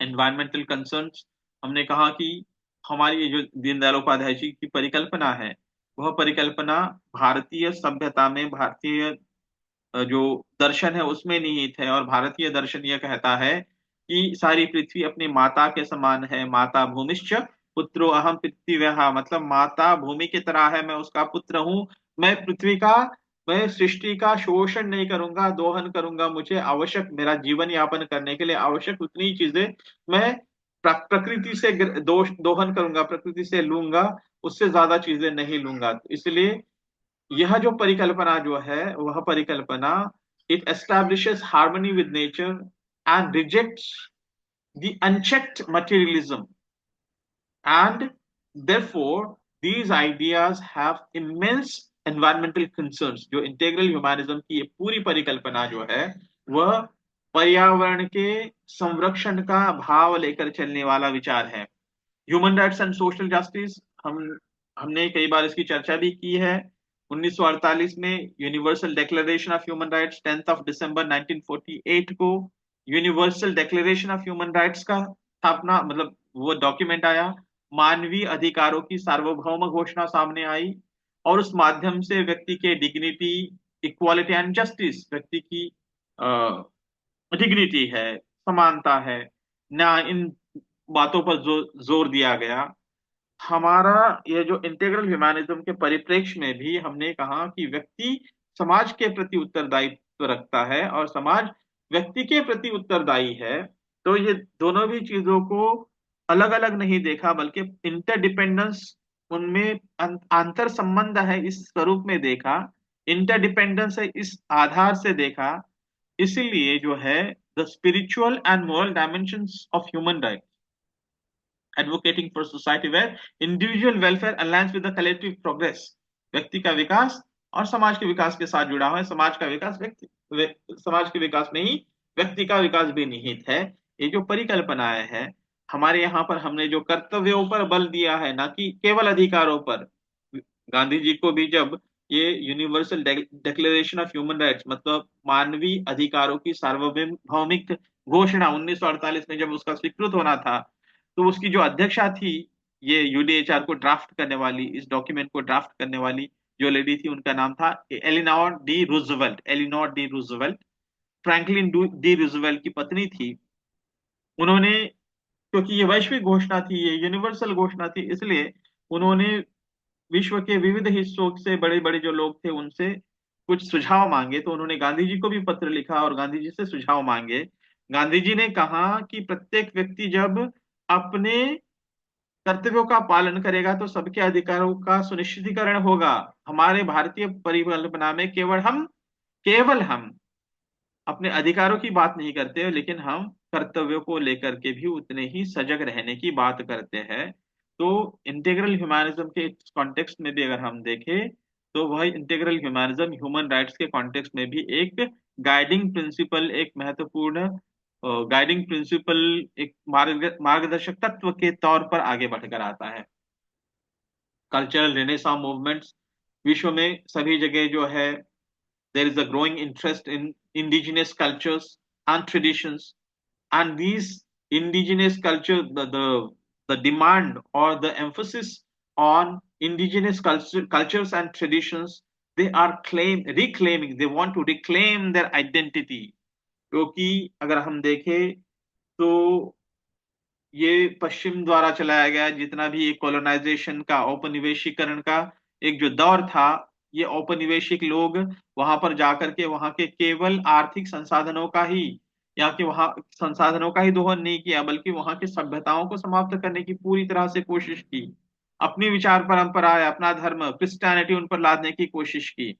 और कुछ देशों में तो जो इस्लाम जहां गया, इस्लाम ने भी अत्यंत बर्बर तरीकों से वहां की सभ्यताओं को समाप्त किया। तो क्रिश्चियनिटी और इस्लाम ने जिस प्रकार की बर्बरताएं पूरे विश्व के विविध हिस्सों में की है, तो वहां पर ये जो सांस्कृतिक पुनर्जागरण के आंदोलन वहां पर चल रहे हैं। उनकी पुरातन सभ्यता जो थी, पुरातन जो उनकी पहचान थी, उस पुरातन पहचान, पुरातन सभ्यता, पुरातन पुरातन संस्कृति को पुनर्जागृत करने की आवाजें उठ रही है। इस कॉन्टेक्स्ट में जो है इंटीग्रल ह्यूमैनिज्म एक गाइडिंग प्रिंसिपल बनता है। कल्चरल नेशनलिज्म, ये जो है कि अपने संस्कृति के आधार पर राष्ट्र का पुनर्निर्माण करने की जो परिकल्पना है, it resonates well with similar movements worldwide, emphasizing pride in one's heritage as a cornerstone of national development। तो ये जो कल्चरल नेशनलिज्म की जो परिकल्पना है, सांस्कृतिक राष्ट्रवाद की परिकल्पना जो इंटीग्रल ह्यूमैनिज्म के माध्यम से दीनदयाल उपाध्याय जी जो रख रहे हैं, यह परिकल्पना विश्व भर में जहां जहां इस प्रकार से अपने पहचान के आधार पर अपने जो सांस्कृतिक विरासत को वो पाने की कोशिशें हो रही है, उसके लिए आंदोलन चल रहे हैं, उनका एक मार्गदर्शक तत्व बन करके उभर कर आता है। अब ये इंटीग्रल ह्यूमैनिज्म एंड गवर्नेंस के कॉन्टेक्स्ट में अगर हम देखें, प्रशासन को लेकर के इंटीग्रल ह्यूमैनिज्म का क्या योगदान है, तो पॉलिटिकल फिलोसफी के तौर पे देखें तो हम कह सकते हैं कि the state should function as a facilitator of holistic human development rather than as a mere provider of material resources। राज्य ने केवल लोगों को मटेरियल रिसोर्सेज, भौतिक चीजें ही प्रोवाइड नहीं करनी चाहिए, बल्कि उन व्यक्ति उस राज्य में रहने वाले व्यक्तियों में जो पूर्णतः उनका समीचीन विकास हो, उनके व्यक्तित्व व्यक्तित्व का पूरा विकास हो, एक व्यक्ति के नाते, एक मानव के नाते उनका पूर्ण विकास हो, इस दिशा से भी कोशिशें करनी चाहिए। तो कैसे करेगा? तो अनेक सारी संस्थाओं के माध्यम से कर सकता है राज्य। शिक्षा व्यवस्था सबसे महत्वपूर्ण बात है। जैसे अभी नेशनल एजुकेशन पॉलिसी एनईपी 2020 आई, उसका फोकस ही यह है कि भारतीय सभ्यता को समझना, जो आजकल जो इंडियन नॉलेज सिस्टम जो कहाँ जा रहा है, भारतीय ज्ञान परंपराओं को समझने का जो एक विचार सामने आ रहा है, उस दिशा में भरसक प्रयास हो रहे हैं। वह प्रयास इसलिए भी हो रहे हैं कि भारत को, भारतीय लोगों को, भारत में जो पढ़ने वाले जो विद्यार्थी है, उनको अपनी धरोहर को समझने में, अत्यंत समझने में ये जो राज्य महत्वपूर्ण भूमिका निभा सकता है। भारतीय ज्ञान परंपरा क्या है, उनको समझाने में राज्य जो है शिक्षा व्यवस्था के माध्यम से अत्यंत महत्वपूर्ण भूमिका निभा सकता है। तो ये इंटेग्रल ह्यूमैनिज्म के माध्यम से दीनदयाल उपाध्याय जी कहते हैं कि राज्य की भूमिका केवल भौतिक चीजें लोगों तक पहुंचाने की तक ही सीमित नहीं होनी चाहिए। ये पीडीएस जो है, पब्लिक डिस्ट्रीब्यूशन सिस्टम के माध्यम से, या लाड़की बहन, या लाडली बहने बहना योजना, या अनेक प्रकार के जो Mahatma Gandhi National Rural Employment Guarantee Act, इस प्रकार के माध्यम से केवल ये भौतिक चीजें ही सिर्फ प्रोवाइड नहीं करना, बल्कि व्यक्ति व्यक्ति के व्यक्तित्व का पूर्ण विकास हो, इस दिशा में भी राज्य की भूमिका महत्वपूर्ण है, और वह राज्य ने करना चाहिए, इंटेग्रल ह्यूमैनिज्म कहता है। And governance should be rooted in ethical and moral values with dharma as the guiding principle. Governance जो होगा उसमें नैतिक मूल्य होने चाहिए। नैतिक मूल्य होंगे तभी जाकर के वह गवर्नेंस जो होगा धर्म के आधार पर हो, प्रशासन धर्म के आधार पर चलने वाला प्रशासन होगा। यह बात उसमें है। तो ये पॉलिटिकल फिलोसफी के कॉन्टेक्स्ट में अगर हम देखें तो इंटेग्रल ह्यूमैनिज्म की यह भूमिका है। इकोनॉमिक डेवलपमेंट के संदर्भ में इंटेग्रल ह्यूमैनिज्म क्या कहता है कि integral humanism advocates for an economic model that balances material prosperity with ecological sustainability and spiritual wellbeing. तो ये ऐसे इकोनॉमिक मॉडल को प्रपोज करता है, उसका प्रस्तुतिकरण करता है या जोर देता है कि जहां पर व्यक्ति के भौतिक प्रगति हो और उसके साथ साथ पर्यावरण जो है उसका भी विनाश ना हो, और साथ ही में व्यक्ति के आध्यात्मिक विकास पर भी इसमें बल देना चाहिए। केवल मटेरियल प्रोग्रेस नहीं, बल्कि along with the material prosperity, ecological sustainability and spiritual wellbeing, these aspects must also be taken into consideration. That's what the integral humanism envisions in terms of economic development, and it further supports small scale industries, जिसकी चर्चा हमने की है, small scale industries, cooperative farming and decentralized economic planning। तो small scale industries है, SME sector जिसे कहा गया है, कोऑपरेटिव फार्मिंग, और कोऑपरेटिव जो एरिया है उसमें, और डिसेंट्रलाइज्ड इकोनॉमिक प्लानिंग जिसकी चर्चा हमने की। इंटेग्रल ह्यूमैनिज्म एंड गवर्नेंस के कॉन्टेक्स्ट में अगर हम देखें तो सोशल हार्मनी, दीनदयाल उपाध्याय जी कहते हैं कि ये कास्टिज्म, जाति प्रथा का वह विरोध करते हैं, कम्युनलिज्म का वह विरोध करते हैं, धर्म के मतलब पंथों के आधार पर लोगों के बीच में जो लड़ाइयां हैं, कम्युनलिज्म उसका विरोध करते हैं। और इस प्रकार के अनेक सारे जो विघटित करने वाली, विभाजित करने वाली जो टेंडेंसीज है, उनका भी विरोध जो है दीनदयाल उपाध्याय जी करते हैं अपने इंटेग्रल ह्यूमैनिज्म के माध्यम से। And the integral humanism promotes inclusivity, unity through the recognition of cultural and spiritual commonalities। तो दीनदयाल उपाध्याय जी ऐसा नहीं कहते कि केवल हिंदू धर्म ही जो है, या सनातन धर्म ही ये अंतिम सत्य धर्म है, इस्लाम से कुछ नहीं लिया जा सकता, या क्रिश्चियनिटी से कुछ नहीं लिया जा सकता, जोरेस्ट्रियनिज्म से कुछ नहीं लिया जा सकता है, बुद्धिज्म, जैनिज्म, सिखिज्म और सनातन, ये तो एक ही विचार का एक ही बास्केट है ये। लेकिन ये जो दूसरी आइडियाज है, जो कल्चरल मतलब दूसरा जो फिलोसफीज है, इस्लाम है या फिर वेस्ट अन्य फिलोसफी जो है, इस्लाम, क्रिश्चियनिटी, जोरेस्ट्रियनिज्म, जुडाइज्म, इन आइडियाज में जो उत्तम, उदात्त और उन्नत है, उसमें जो कॉमनैलिटीज है वह उत्तम है, उसका स्वीकार होना चाहिए, ऐसा दीनदयाल उपाध्याय जी का कहना है, ताकि समाज के जो ये जो सोशल हार्मनी है, सामाजिक सौहार्द जो है उससे बना रहेगा, यह उनका कहना है। आज के समय में अगर हम देखें उसके उसका प्रासंगिकता क्या है, so globalisation and cultural identity, जिसको हमने कहा है कि आज globalisation erodes local cultures, integral humanism erodes local culture. Integral humanism offers a framework for preserving cultural identity while engaging with global community.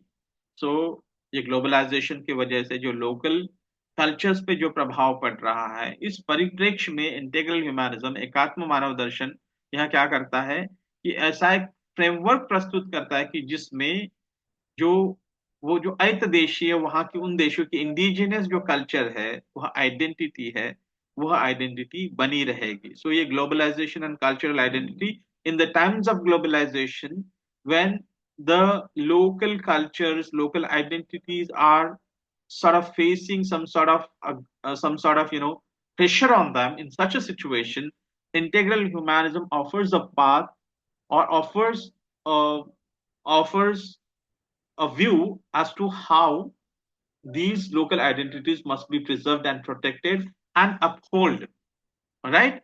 So they should not be subsumed, or they should not become subservient to foreign cultures and foreign identities.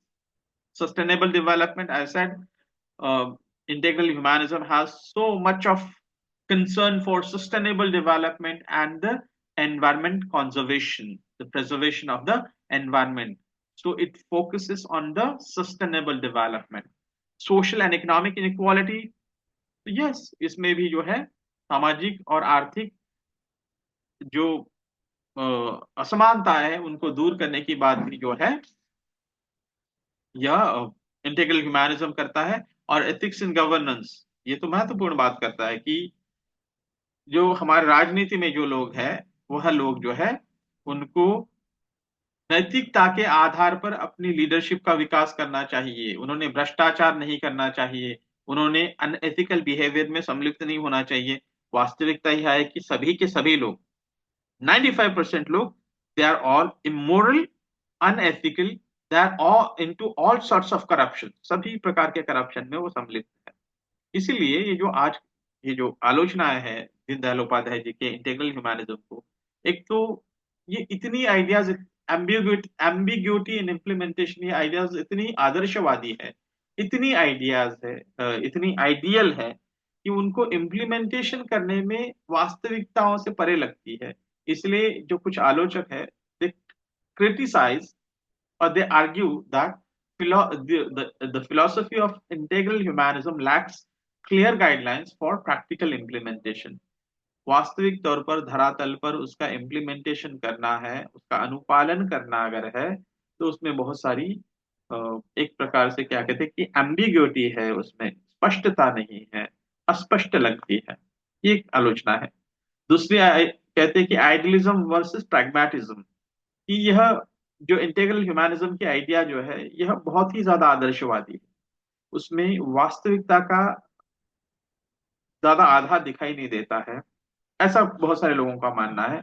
अब आज के परिस्थिति में अगर हम देखें तो उन्होंने जो भी बातें कही है, तो क्योंकि समाज बदलता जा रहा है, आज जो आर्टिफिशियल इंटेलिजेंस का समय है, आज जिस प्रकार से जो ये जो कैपिटलिज्म जोर पकड़ रहा है, और बहुत सारे विचारकों का ये मानना था, इंक्लूडिंग दैट ऑफ अनेक सारे जो विचारक थे, इन लोगों का मानना था कि कैपिटलिज्म जैसे कम्युनिज्म का एक प्रकार से एक हॉल्ट हो गया 1991 में with the collapse of the Soviet union. Soviet union का कोलैप्स होने के बाद उसी प्रकार से बहुत सारे लोगों का यह मानना था कि कैपिटलिज्म भी एक कोलैप्स हो जाएगा, वह भी एक फेल्ड व्यवस्था बन जाएगी। और कुछ लोगों ने 2010 तक हो जाएगा कहा था, कुछ लोगों ने 2015 तक हो जाएगा कहा था। आज हम 2024 में हैं और ऐसी कुछ परिस्थितियां हमारे सामने उभरती हुई दिखाई नहीं देती है। सारे राष्ट्रों की पुनर्निर्माण ही जो कैपिटलिज्म के आधार पर होता हुआ दिखाई देता है।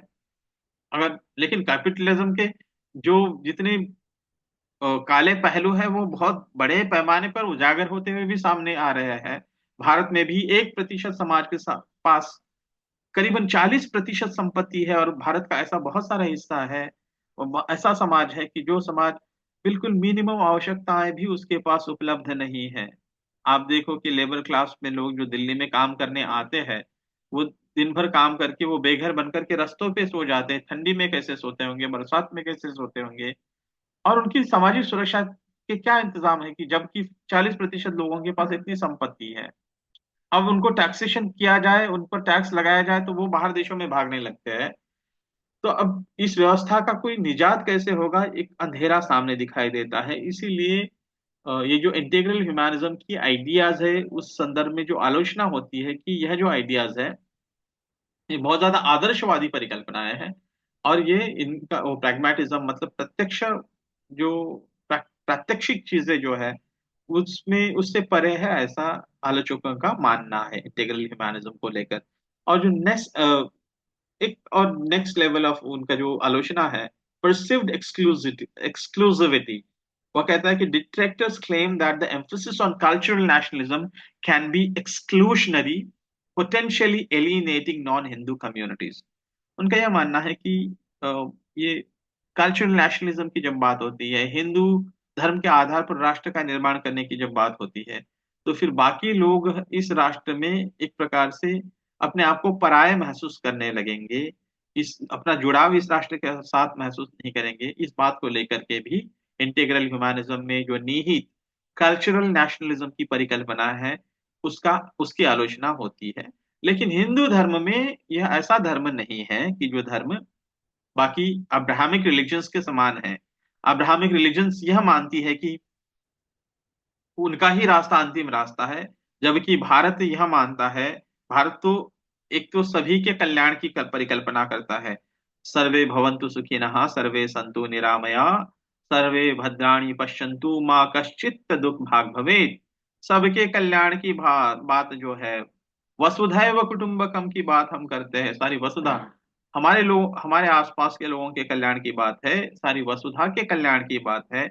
हम अखंड मंडलाकार व्यवस्था पर विश्वास करते कि व्यक्ति समष्टि से व्यष्टि, समष्टि से समष्टि, सृष्टि से और सृष्टि परमेष्टि से जुड़ी है। ये पूरा अखंड मंडलाकार व्यवस्था है, और सभी में एक ही तत्व है, वो एक अंग के समान है। बाकी सारी जो तारे, ग्रह और पृथ्वी और व्यक्ति, ये सारे अवयव है, और एक का अस्तित्व दूसरे के साथ जुड़ा हुआ है। इसलिए दूसरे को डिस्टर्ब नहीं करना, ये परिकल्पना हमारे यहाँ पर है।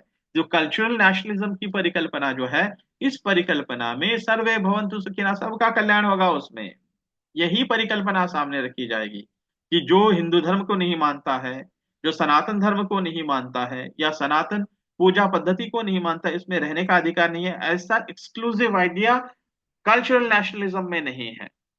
साथ ही में हम खलविदम सर्वम ब्रह्मम सर्वम खलविदम ब्रह्म की बात करते, तो एक ही तत्व सभी में है। तो वो मुसलमान में भी वही तत्व है, क्रिश्चियन में भी वही तत्व है, वो जोरेस्ट्रियनिज्म पारसी धर्म का पालन करने वाले में भी वही तत्व है, या जू धर्म के जुडाइज्म को फॉलो करने वाले में भी वही तत्व है, जैसे कि बाकी सभी लोगों में तत्व है। यह मानता है। तो यह बहुत सारी जो आइडियाज है, यह कल्चरल नेशनलिज्म को लेकर के जो आलोचना है वो अनफाउंडेड है। लेकिन बाकी जो चीजें हैं, उन चीजों के संदर्भ में भी ये जो आलोचनाओं के बारे में विचार करने की आवश्यकता है। इसी के साथ यहाँ पर अपना लेक्चर समाप्त हो जाता है। और पुनः एक बार मैं आपको अनुरोध करता हूँ कि इस प्रकार के वीडियोस को सुनने के लिए मेरे यूट्यूब चैनल को सब्सक्राइब करें, बेल नोटिफिकेशन को अवश्य दबाएं, और मुझे कमेंट बॉक्स में लिखकर भेजिए कि यह वीडियो आपको आपकी इंटीग्रल ह्यूमनिज्म, एकात्म मानव दर्शन को लेकर के आपके विचारों को किस प्रकार से ये मदद करता है, आपके विचारों की या आपके विचार समृद्ध करने में किस प्रकार से मदद करता है, यह भी कमेंट बॉक्स में लिखकर अवश्य बताएं। धन्यवाद।